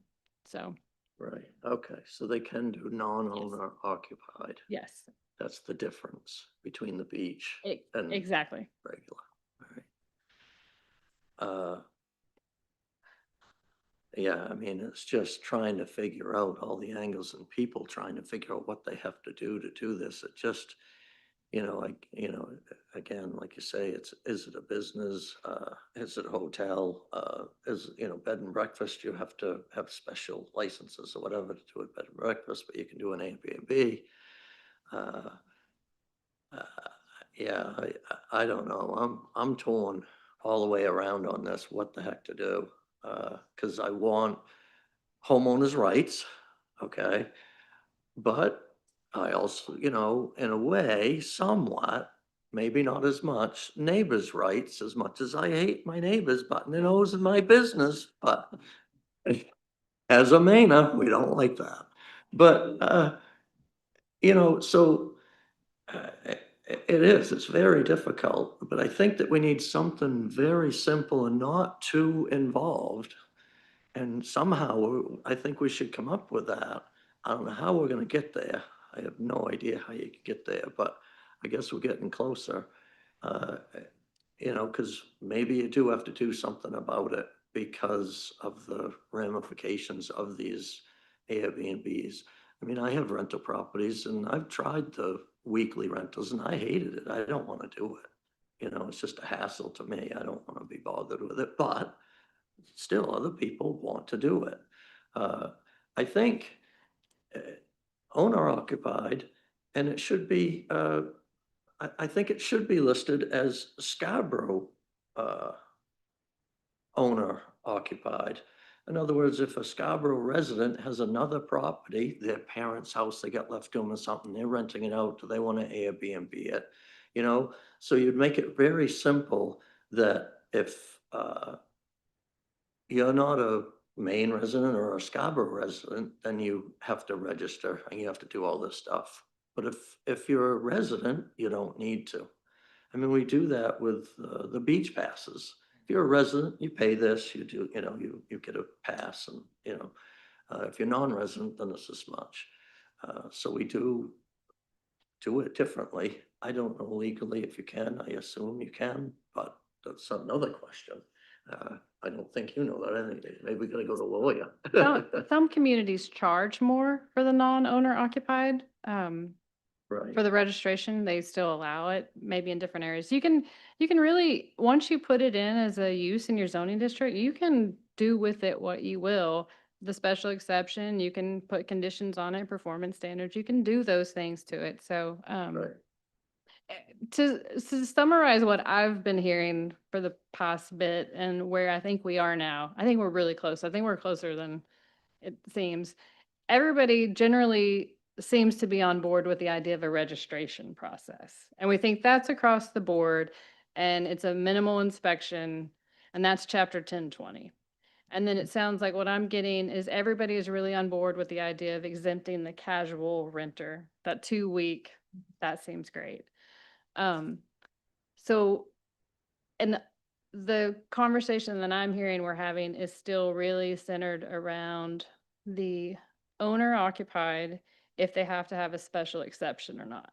And I know Counselor Shoup, you have other, but this is like the overarching big thing, is the special exception for the owner occupied. I think everybody's good with the beach zone, even if we tweak the zone, maybe allowing owner and non-owner occupied. But so it's really those 4 or 5 districts and that conversation. Is that the majority of, I think, what's left to, there's some tweaking to do. But I think that's the big conversation left. Yeah. Yeah, because when you get down to owner occupied, and you have an ADU, right now, you can't Airbnb it. But with state legislation come, you will be able to or not? No, You we won't be able can, to- You'd be able to rent it, but you can't Airbnb it. right. So people can't move in, they can't, have an ADU and Airbnb it. They have to just have a regular rental for it. Correct. Right, yeah. Yep. And that's what the state's objective is to do that.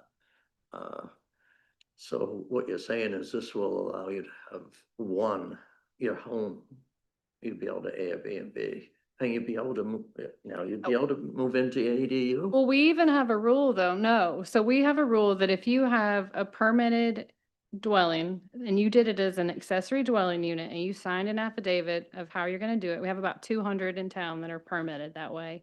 You cannot short-term rental your ADU or your primary home. You can rent it for 29 days, but not 28 days. So that's the rule. So once you have an ADU on your property, you are long-term renting. You can rent both of them to a long-term rental, because we are losing our requirements to have residency for ADU. So we currently require owner residency, and the state is taking that away. So you could have 2 units, both being 6-month to 12-month leases. Right. But they can't be accessory dwelling units. Right. Wow, yeah, okay, this is just government bureaucracy at worst.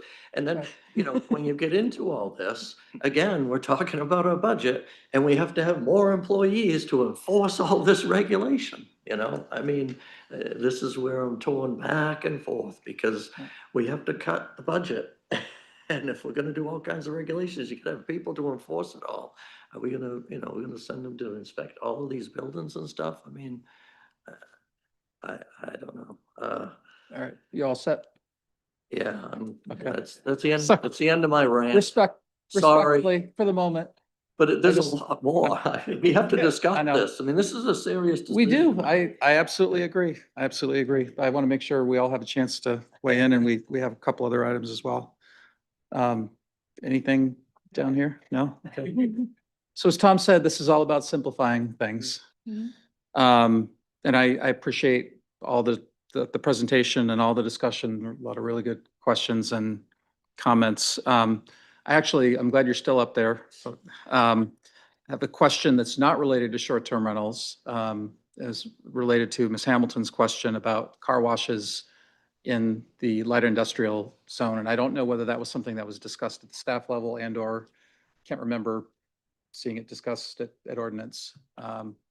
No, Ms. Hamilton brought it up. She did a really thorough review of all of the tables, which I actually really appreciate. And we've discussed it, and I told her I thought it made sense and it was a good idea, but you all would have to put that in as an amendment.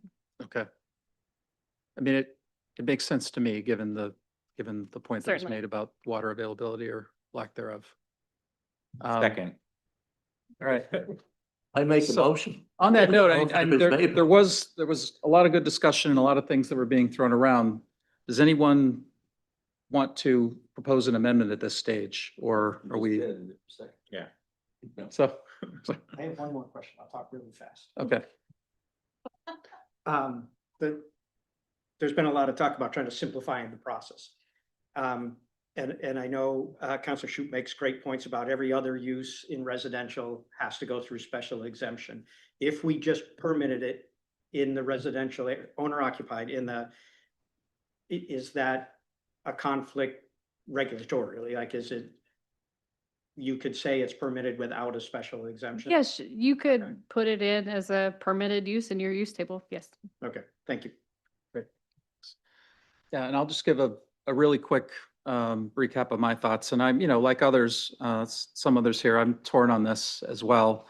And I have, I think I've mentioned before that I'm a little skeptical at times of the sort of the idea of kind of legislating your neighbors, basically. And I consider myself a reasonably friendly guy, and I probably know 5 or 6 of the people on my street. I don't know whether they own, whether they're renters, whatever. And so I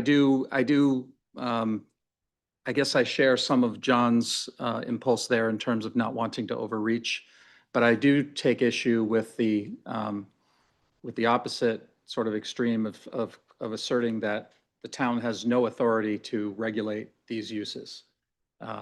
And I've heard what I think are sometimes some hyperbolic statements about sacred property rights and things like that. I mean, Scarborough's actually kind of the exception at this point in this area in terms of regulating these uses. So as a matter of principle, I don't have any issue with that. And I think I'm generally happy with the direction in which this is moving. And I'm sure it'll be a somewhat iterative process.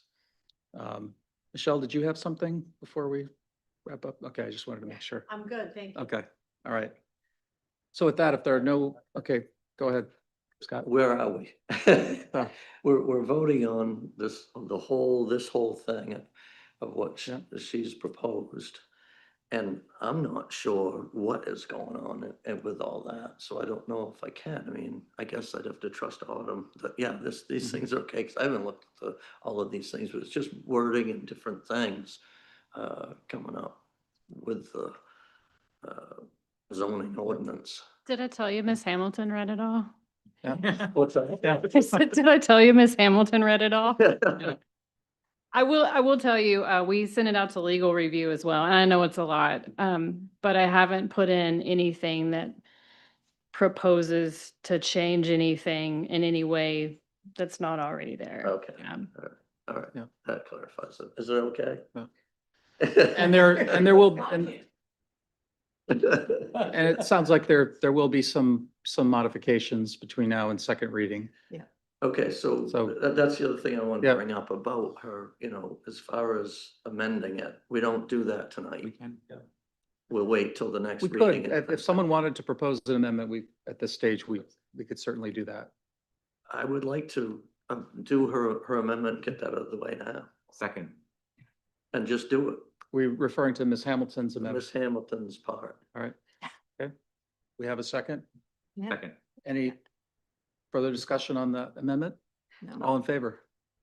That's unanimous. Yeah. All right. There you go. Done. All right. Corey, I just wanted to say Autumn sent a note out this afternoon that clarified a number of things if people haven't had a chance to look at it. But just the GBCOG information, the map, and just like what other towns are doing. And I found that sort of crypt notes like very, very helpful. So I think if Scott gets to that piece, or people haven't read it, she just sort of took like 10 pages of data and put it into like a 1.5 page, very easy to read chart with some dialogue. So that was great. Thank you. And I didn't do that. GPCOG sent me that. Okay. And part of that is that's a service that they offer to Yeah. communities. So Well, we it's- can get some help to do this if we move forward. Yep. And I do support, they had in there the software that towns are using. And I think that would take the place, to Scott's point, of having to hire somebody part-time to do all that. So Yep. that was a good recommendation. Great. Thank you. So we're back on the main motion and as amended. Thank you. It was good to have a municipal lawyer on hand. The motion as amended. And the only other comment I'll make just personally is, while I articulated my thoughts around the whole sort of neighborhood thing and knowing your neighbors and all of that, which I think is great. I do think that there is, one of the reasons I support moving in this direction with short-term rentals is that I do think, to Scott's point, there is an impact on affordability, I think, in a couple of ways, both in terms of taking inventory away essentially, but also a kind of an inflationary effect of market distortion, really, when you have a market that's increasingly skewed toward buyers who intend to do short-term rentals. And as someone who cares a lot about affordable housing, which I know we all do, that is important to me. And so I think that's something that, there's sort of a good rationale for this. Especially at a time when there's a consensus that we don't want to build quite as much. So that's just going to be a constant headwind. With that, I will call the vote on the motion as amended. All in favor? That's unanimous. Thank you. Thanks, Autumn. Oh, I'm not done. I know you're not moving. All right. Moving on to item 13.3, order number 26-031, first reading and refer to the planning board, the proposed amendment to the official town of Scarborough zoning map. So this portion, we talked about this last time too. This is actually the coastal beach zone creation. And when we first went to ordinance committee, I showed you what it looked like at a 1/4 mile and then a mile, just to give some perspective.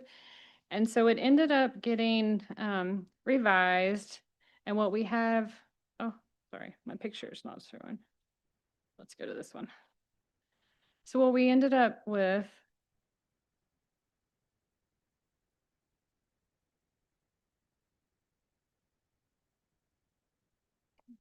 this way. Oh, I guess our network is down. If you can pull up the map and the attachment, my pictures won't, I must have not have good connection. Sorry about that. Stop sharing your screen. Yeah. So the coastal beach zone it sits about a 1/2 mile from the beach. It takes into account all of Pine Point. It ends at the railroad. And then it takes in Prouts Neck, all of Higgins. And then we talked about making it on either side of Spurwink. So that's what you have before you. In your packet, in the exhibit where you see the red dots, I've got that question a lot from neighbors. The red dot signified where GPCOG found short-term rentals last April. So that was just to give us an idea of where we were seeing most of them. I think even in the latest information, I think 75% of this information that I sent you all today, which I'll put on the website later this week or try to tomorrow.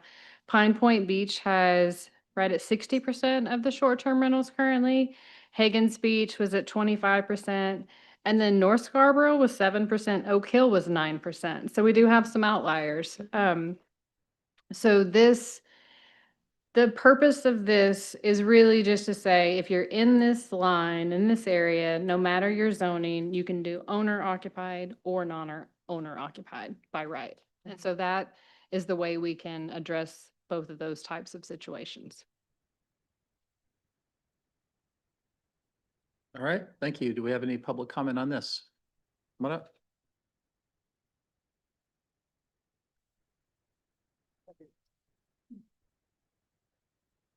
Averill Hill, Maple Avenue. Our beaches are where short-term rentals have existed long before we had any zoning, and it defines the character of those neighborhoods. On a personal note, I lived in a long-term rental at Higgins Beach back in the early 1990s and fell in love with it and all of our special town. At that time, I was applying to graduate school in Vermont. My sole goal was to return to Scarborough, where I wanted to spend the rest of my life. I kept a postcard of Higgins Beach in the cover sleeve of my notebook as a constant source of motivation. After I earned my master's degree, it took me another 10 years to pay off my debt and save for a down payment to buy the house I live in today, 17 years ago. During that time, I lived in long-term rentals, which are another valuable asset going away with the influx of short-term rentals. I just learned today that in the Greater Portland Council of Governments analysis, 9% of all short-term rentals outside of the beach overlay zone are in Oak Hill. Think about that. I'm asking you tonight to support the beach overlays to protect the short-term rentals in our special vacation spots while preserving the places where many would love to call home. Thank you. Thank you. Can you put the map back up? Is that possible?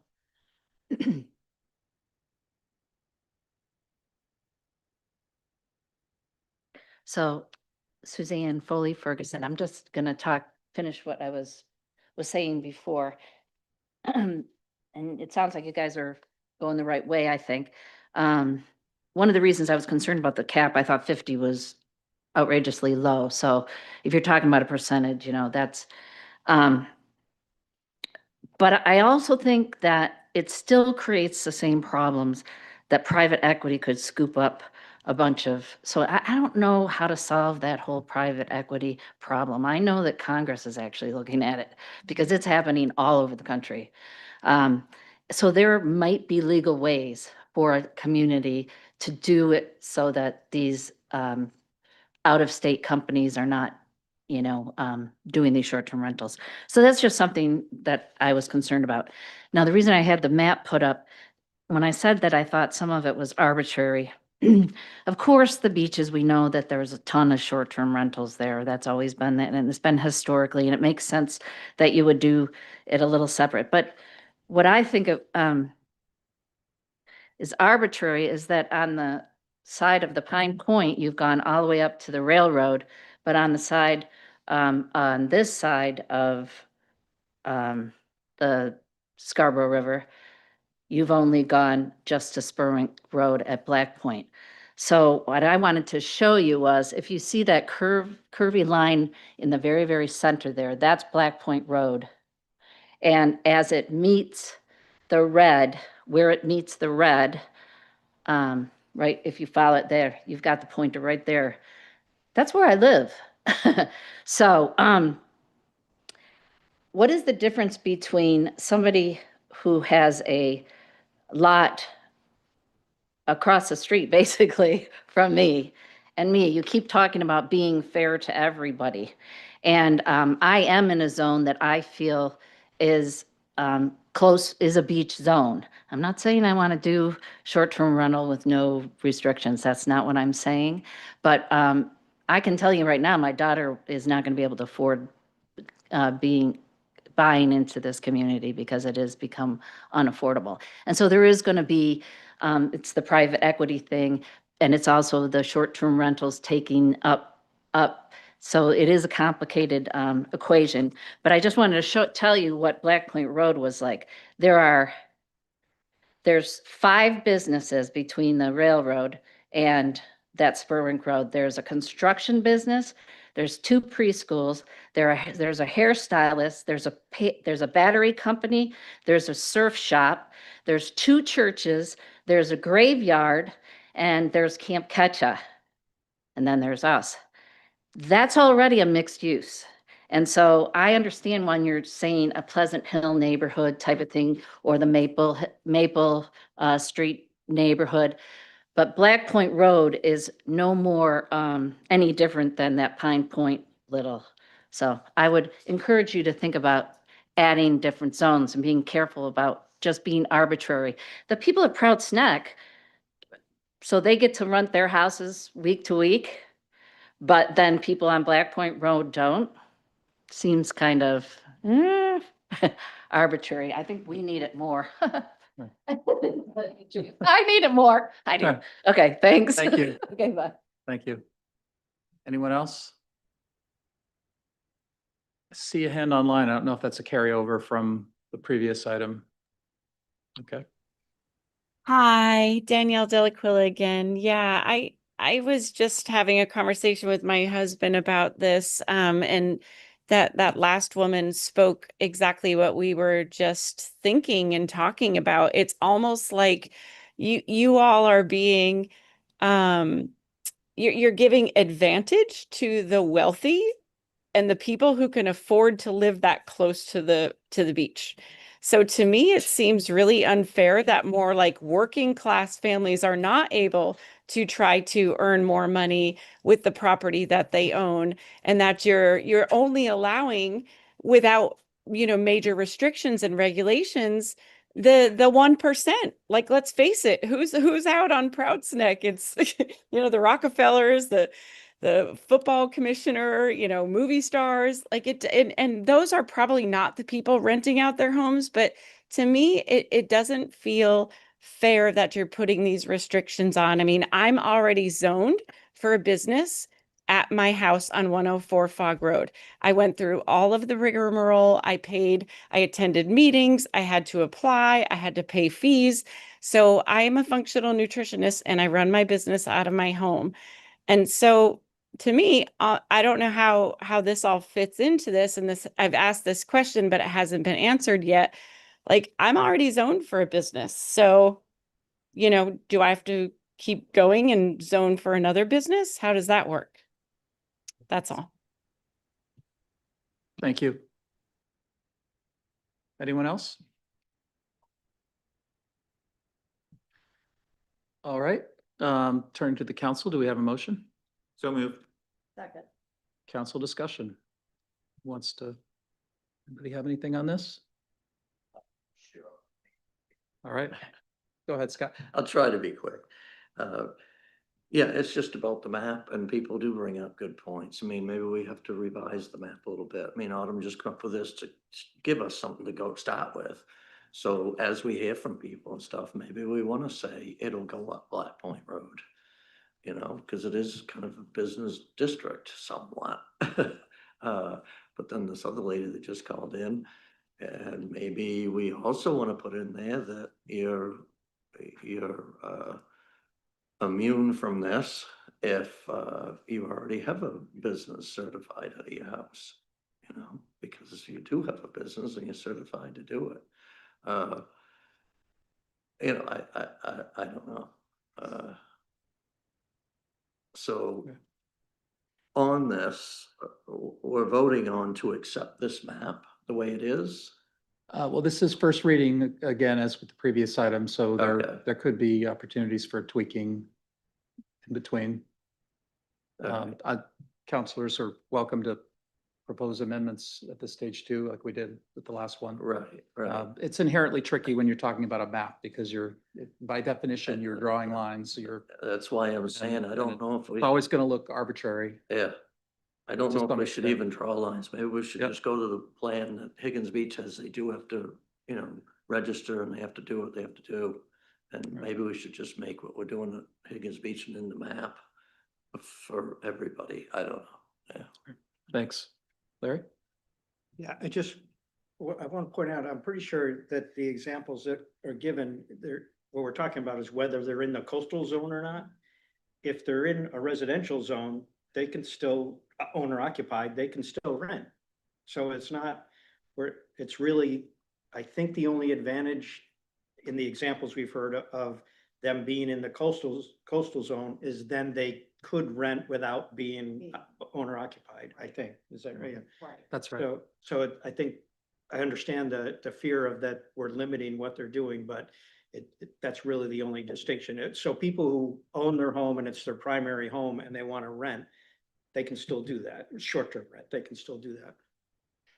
I would Thank just you. add that the only exception is that those are special exceptions in residential zones. So like, Yes. and technically some of these are residential zones. So I think that's how we decide to deal with the special exception in residential, I think will better dictate the fairness of what we're allowing in this map. And so if we took that away, then yes, the only difference is we are allowing non-owner occupied in more residential districts. If we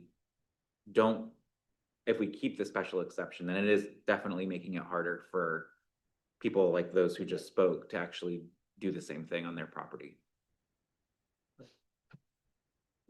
Thanks. But no, Thanks for that. I'm sorry, I Yeah. spoke without being called on, but just since I'm speaking, I will say support this moving forward. I think it's part of the bigger package, so don't feel the need to amend anything tonight, but as we work through the process, we can figure out if we need to do that.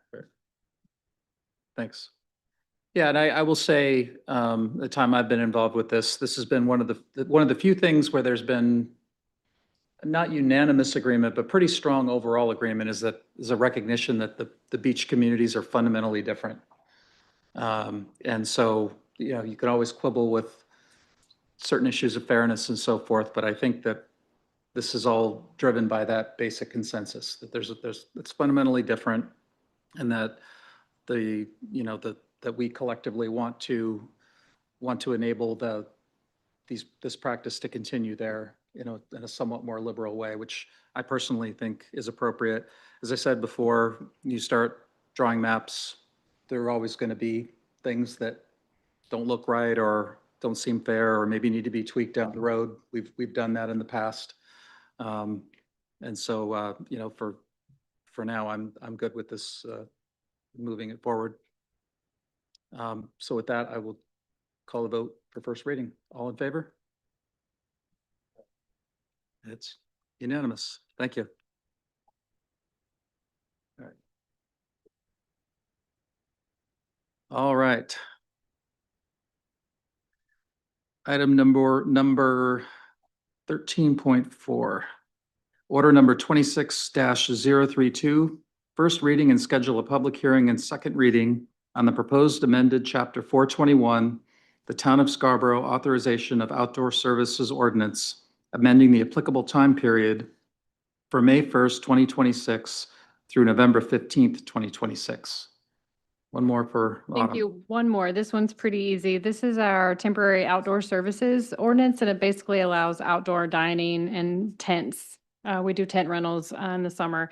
And if you can see, it's gotten a little bit earlier and a little bit later every year, which I think is great because that means the weather, except for this year, is looking in a good trend for summer. So this is something we do every year in this manner. If you all are comfortable with these dates for next year, we can propose something, or in the meantime, in a more permanent manner, so we don't have to come back to you, but I'm pleased to come back every year as well. It's up to you. That would be my only comment on this one. All right. Thank you. Do we have any public comment on this?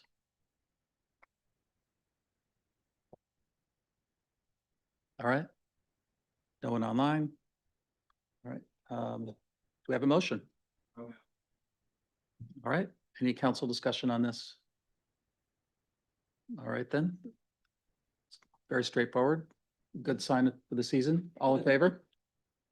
All right. Unanimous. Thank you. I know. Yeah, I couldn't get on. Yeah.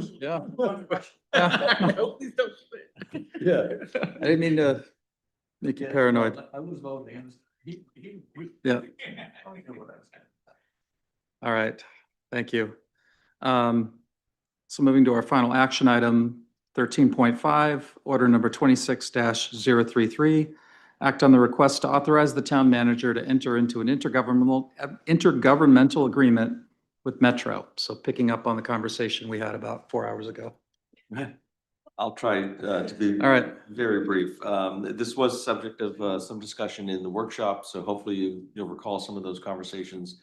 What's before you here is actually an intergovernmental agreement. It would actually, it's as the title suggests, it's an agreement that lays out the mutual expectations, roles, responsibilities, obligations, including financial, of both the town and Metro during a so-called pilot period, which essentially would be from July 1st this year, extending through to December 31st, 2028. I would characterize this as really a trial period for us to appreciate this new service, both fixed and microtransit. I think parties also acknowledge in this document that what we're starting with is quite likely not what we end with, that we're going to be flexible as we learn and grow. And so I guess the final piece is it does include financial commitments on the part of the town. And I have provided for that actually in the current budget, and there's additional funding in next year's budget should you wish to consider it as well. I do see that Glenn Fenton, Executive Director of Metro, is still in the audience. Should there be questions from him or for him? Great. Thanks, Tom. Is there any public comment on this? Everybody knows the drill by now? Yeah, not many left. Denise Hamilton, Two Rod Road. I understand that expanded transit has been identified as a goal in the comprehensive plan, and I'm not opposed to public transportation in general. However, I do have serious concerns about how this particular proposal is being funded and prioritized. The projected cost is nearly $370,000 over 3 years, including $65,000 in the current budget. That's a significant financial commitment to the taxpayers, many of whom may never use this service. I believe services like this should be funded primarily by the people who use them through the fares or other user-based funding, not broadly by taxpayers who may see no benefit. We also need to consider priorities. The town's already facing major infrastructure needs, and we've recently seen additional projects like the communication initiative brought forward with significant cost implications. Adding another ongoing financial obligation at this time raises concerns. I also noticed from the proposed service map that this is not limited to the Route 1 corridor. It includes service through the Scarborough Downs area. If a specific development stands to benefit significantly from this service, then it's reasonable to expect that they should contribute meaningfully to the cost rather than placing that burden on taxpayers. Again, I'm not against transit, but I am against committing taxpayer dollars to a program that may not be widely used, especially when we have more pressing needs. I would encourage the council to take a closer look at the long-term financial impact and explore more user-based or partnership-driven funding options before moving forward. Thank you. Thank you.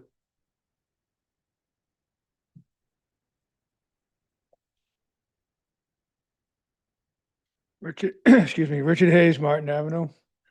I could probably just say ditto to what Denise just said. I listened earlier to, I think, every one of you counselors take issues with the budget that was proposed and the increase. Where is this money coming from? Like Denise said, I'm a taxpayer in town, have been for over half a century. I have absolutely no interest in somebody reaching into my pocket again to subsidize bus service in town. I think this is a ridiculous idea. We can't afford it. There are many critical financial demands on the town, as you all well know. And we certainly do not need to spend nickel one. I also concur that this seems to be to the most benefit of the Downs. We have subsidized enough tax money to the owners of the Downs. Let them pay the bill if they want bus service into the Downs service. Please turn this down. Thank you. Thank you. Anyone else? Don't see anyone online. All right, I will note we did get at least a couple of emails as well as of the time that I logged off to come here. So we read those as well. Do we have a motion? So moved. Second. All right, council discussion, questions? We do have Mr. Fenton here. I apologize. I did miss the workshop. In the workshop, did you address, I know that they launched this in Falmouth. Was that discussed at all? And then Yes. the other question I had was, have we ever surveyed our residents in our survey about their want, need, their saying, I would use public transit? Is that something we've ever gauged?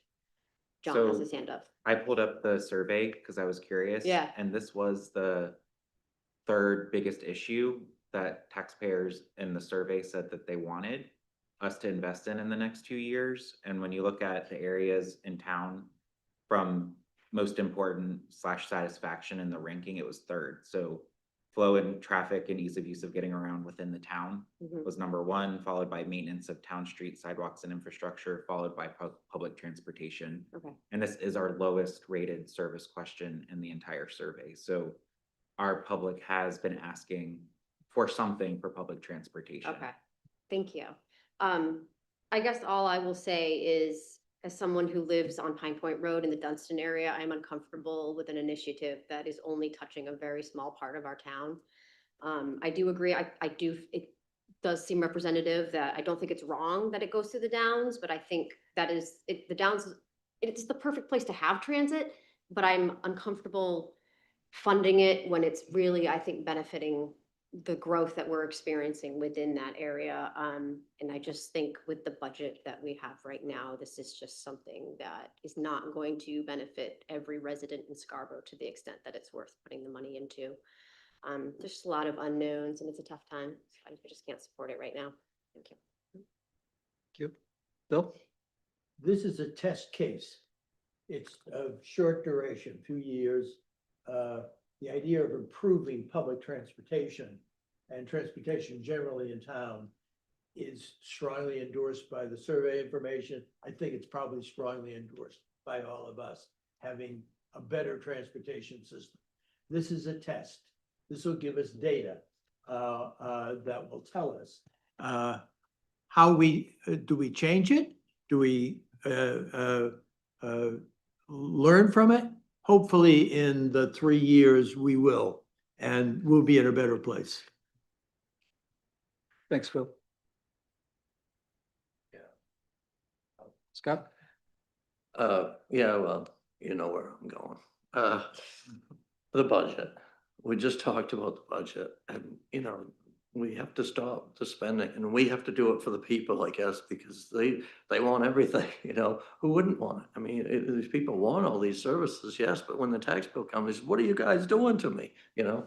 So I think we have to stop spending. So no, it's a luxury item. This is, if anything, this is at the bottom of the barrel and you say we have to make some hard decisions. This is a hard decision, but it has to start somewhere. And I think this is a spot where it can happen. Thank you. Thank you. Larry? A point of order, Mr. Chair, before Larry goes, I just want to motion that we may need to suspend the rules so that we can take on new business after 10 o'clock. Excellent point. Yeah. Do we have any more new business? Well, I think because we're on this one, in order to continue, we have to suspend the rules. All right. Are you making that motion? Yeah. I'll second that. All in favor? All opposed? All right. Scott. We're almost done. Still have to stay. There you go. All right. Go ahead, So, Larry. I had a question for Tom. You talked about kind of the flexibility of this agreement and adjusting as we go and learning and all. Is there, I'm assuming this commitment is for all 3 years. If there's, from the feedback we get as we move forward, is there an opportunity before the 3-year period and before we spend all the money to say, no, thanks, this isn't really working for us? Yeah, there are termination provisions. Please appreciate, to get the system up and running, there is capital investment. So it does require us to be responsible for certain of those investments. But yes, there's a way to get out of this even during the pilot project.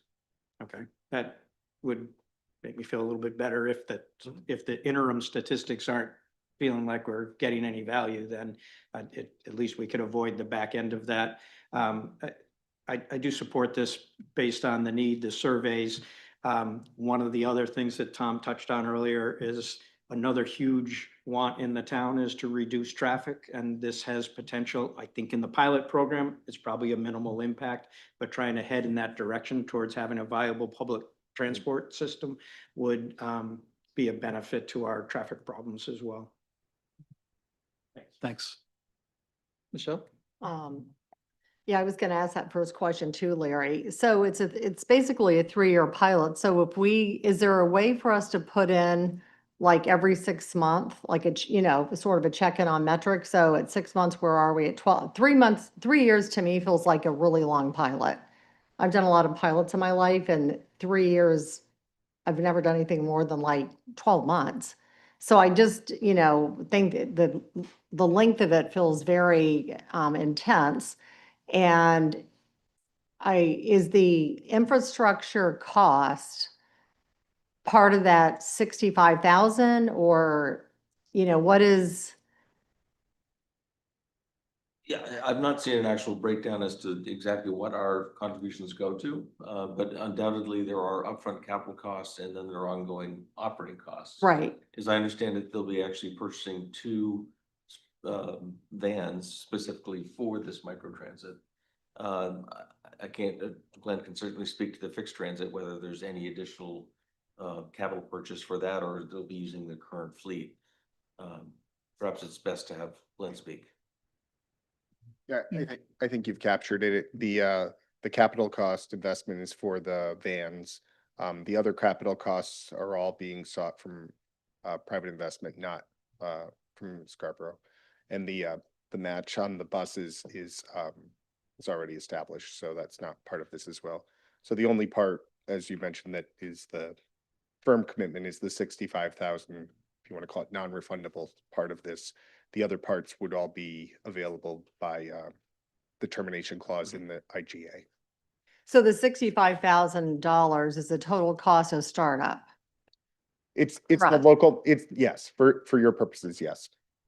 Okay. And then there's funding that comes in from the federal government and from Maine Turnpike, right? Yes. So what would happen after year 3? Like, is that funding? I mean, I know how the school funding goes, which is, we lose it.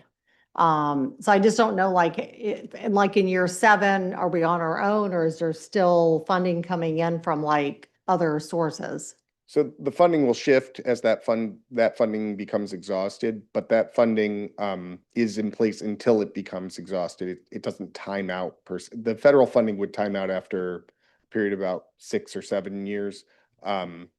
We think we'll burn through all of that before that period of time passes. So there's no timeout worry really on this. But to your second point, the plan would be, as the introductory funding or the assistance we're getting from the Turnpike specifically phases out, we would backfill that with Metro's regular federal funding that we get from the region, as well as state funding, and that's all divided up proportionally based on the amount of service in each community. So we have established funding sources that fund our service now, a portion of our service now, and so we would transition to those as the introductory funding rolled out. I will say it is less than the introductory fund. The introductory funding is. What's contemplated after the pilot, should we choose to go forward, we would be asked to and become a member, Right. an actual member of Metro. With what, I don't profess to understand what that all means, but I suspect there's a very well-developed funding mechanism for all those member communities. We would be part of that. I'm not aware of any functioning transit system that doesn't rely heavily on public subsidy to operate. It's just it's a fact of the business. That's right.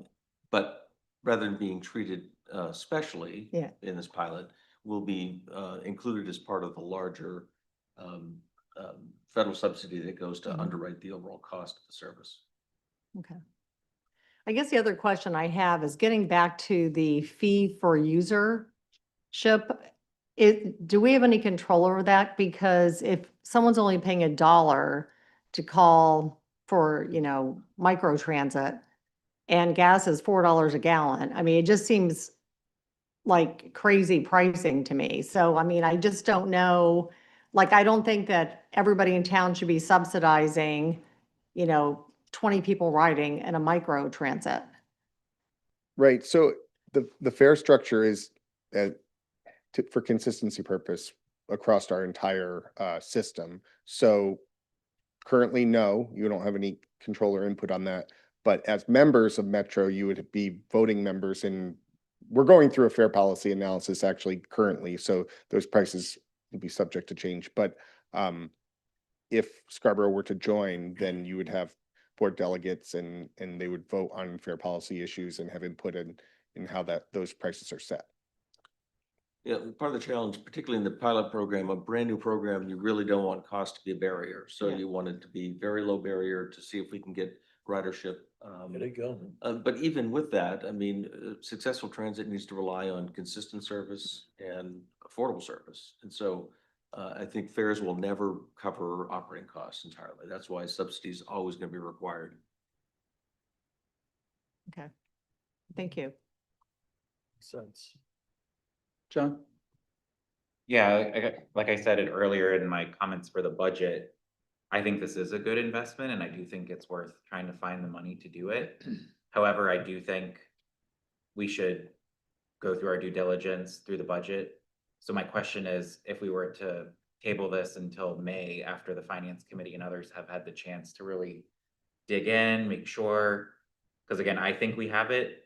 I think we can make it work, but again, I want to respect that if we have to make tough choices, you know, there are other choices I wouldn't want us to have to make in lieu of this. And so I personally want to support this, but at the same time, I want to go through at least the meetings with the departments, understand a little bit more about the budget, and come back more confidently that we have the money for this, which I think we do. I feel like it would be prudent to go through the process first. So I don't know if there's implications if we were to table this to the timeline or anything. But I think there are. I mean, if it helps you at all, there is existing funding in FY '26 that you've already approved that is sufficient to meet year one requirement. I've added additional funding in FY '27, really to start paying ahead, if you will. So frankly, if you don't approve another dime, we have enough to start this. And that initial money is all we're committed to if we choose to get out after a shorter period of time. Okay. I think delays, I suspect it's possible. A lot of work has gone into this launch. It also requires them to source and buy new vehicles. So all of that gets delayed, waiting for us to, understandably, they're not going to move forward without commitments from us, such as this agreement. Yeah, let's move to the question. What's up? Did you have anything else, John? Nope. No. Okay. I would support delaying. I think I'd rather delay it than vote no tonight and really understand where this falls in the budget as a whole. You know, I apologize. I'm sorry I missed the workshop. You know, I live in Dunston. I look at Avesta Housing there with affordable housing, 38 units, and I'm confused as to why we went this route. Again, I want to learn more. I think John has a really good point. I think that would be, I feel uncomfortable if we pass it tonight and then deny it out of the budget. I think it's a little weird. Yeah, this is difficult because, sorry. It's difficult partly because, I mean, this didn't come out of nowhere. I mean, this has been in the works for a while.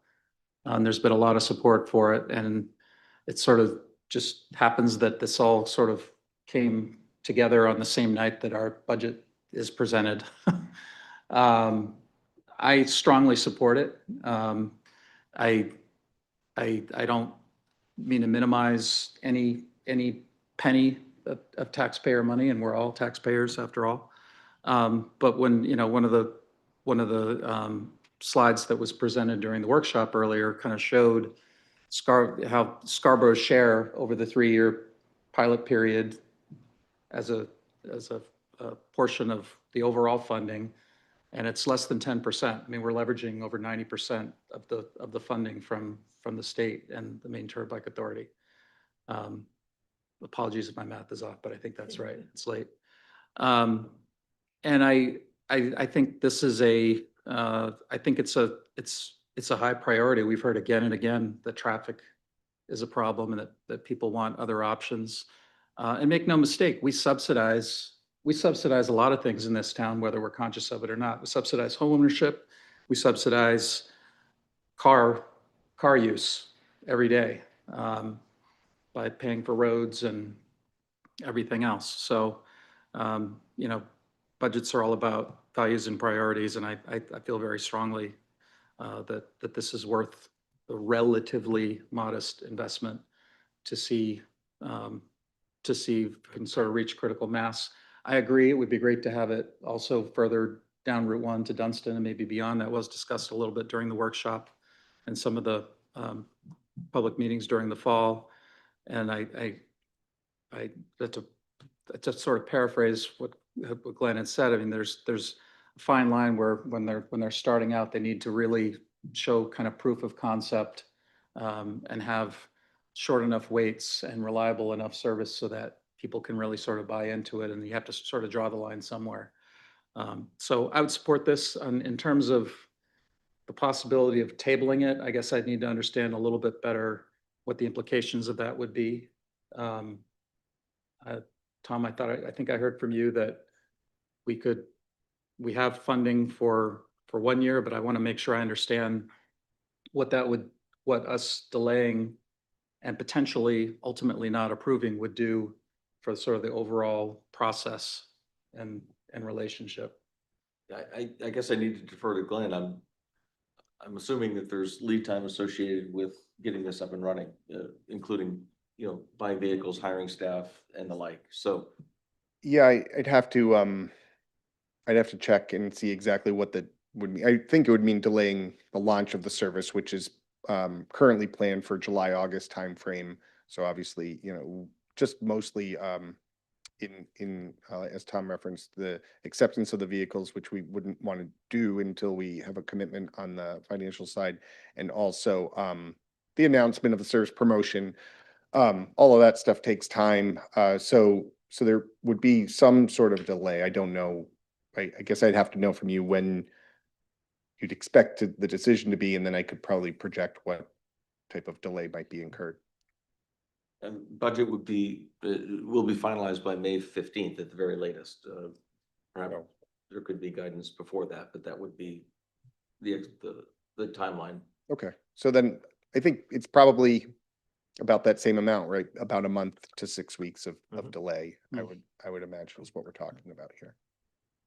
Okay. While you're up there, Glenn, first of all, thank you for sticking around.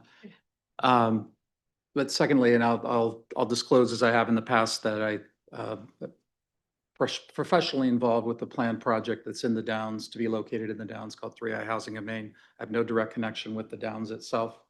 But there have been a couple questions about the motivation for the route going through the Downs. You spoke to that a little bit during the workshop, and it might be helpful for those who may not have heard that, kind of what the rationale was there. And I think you alluded to how Downs ridership might help support the overall cost of the town. Right, yeah, and you kind of pointed out that the important thing for especially the fixed route bus, the one that we're talking about here, is that there's people on it, right? That's what makes it worthwhile. That's what makes it worth investing in. And the more people that are on it, the less that it costs the town for that service because of their fares, and those fares are directly applied to that service.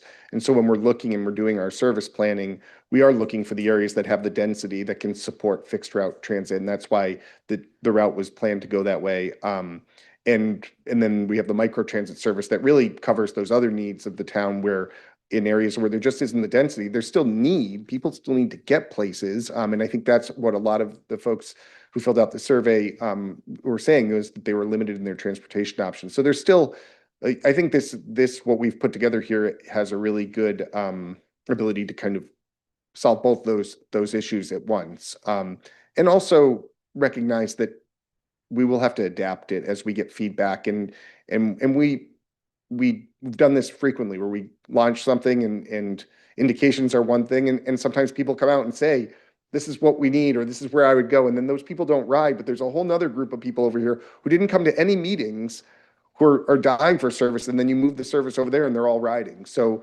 it's easy to adapt. This isn't rail, right? So there's not heavy infrastructure. We can move bus stop signs, we can change routes and respond to demand pretty quickly, very quickly in the case of microtransit. Great. Thank you. That's helpful. Larry, did you have something? Yeah, I think, John, to your point, and Karen too, the question I asked about could we get out of this was really, I think, around the same concerns you have, that that we don't necessarily know everything today, but the money already is budgeted for the first year. So I think our risk is in the next 2 years. And I felt more comfortable knowing that, and I understand it probably takes some time to get valid data, because hopefully the ridership is going up as it exists, but that kind of gave me the confidence to move forward tonight, because it wasn't a 3-year commitment for $300,000. That would be the end of it but there is the ability to get out if we feel like we're not getting the value. Great. Thank you. So given that, I mean, I think I'm sensing that there's a general support for tabling the 3-year pilot Yeah. decision.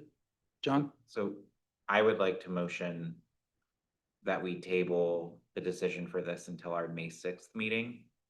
Because that gives the finance committee the opportunity to do some work, look at the budget, and come back confidently with a recommendation that I think we can get to, that this is totally within the realm of the budget to still get to a 2 or 3%.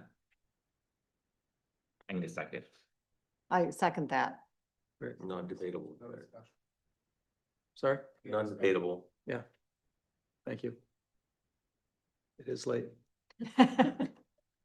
All in favor? No. There's no discussion for tabling. All in favor of tabling? All opposed? Okay, so that 4-3 passes. Thank you. All right.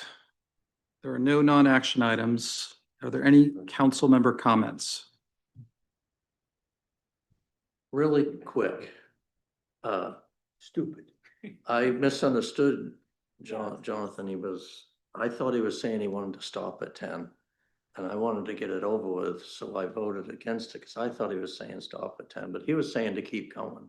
But now I realize that I did make the right vote. We should have stopped then. Thank you. All right, thank you. Anyone else? All right. Move to adjourn. So moved. Second.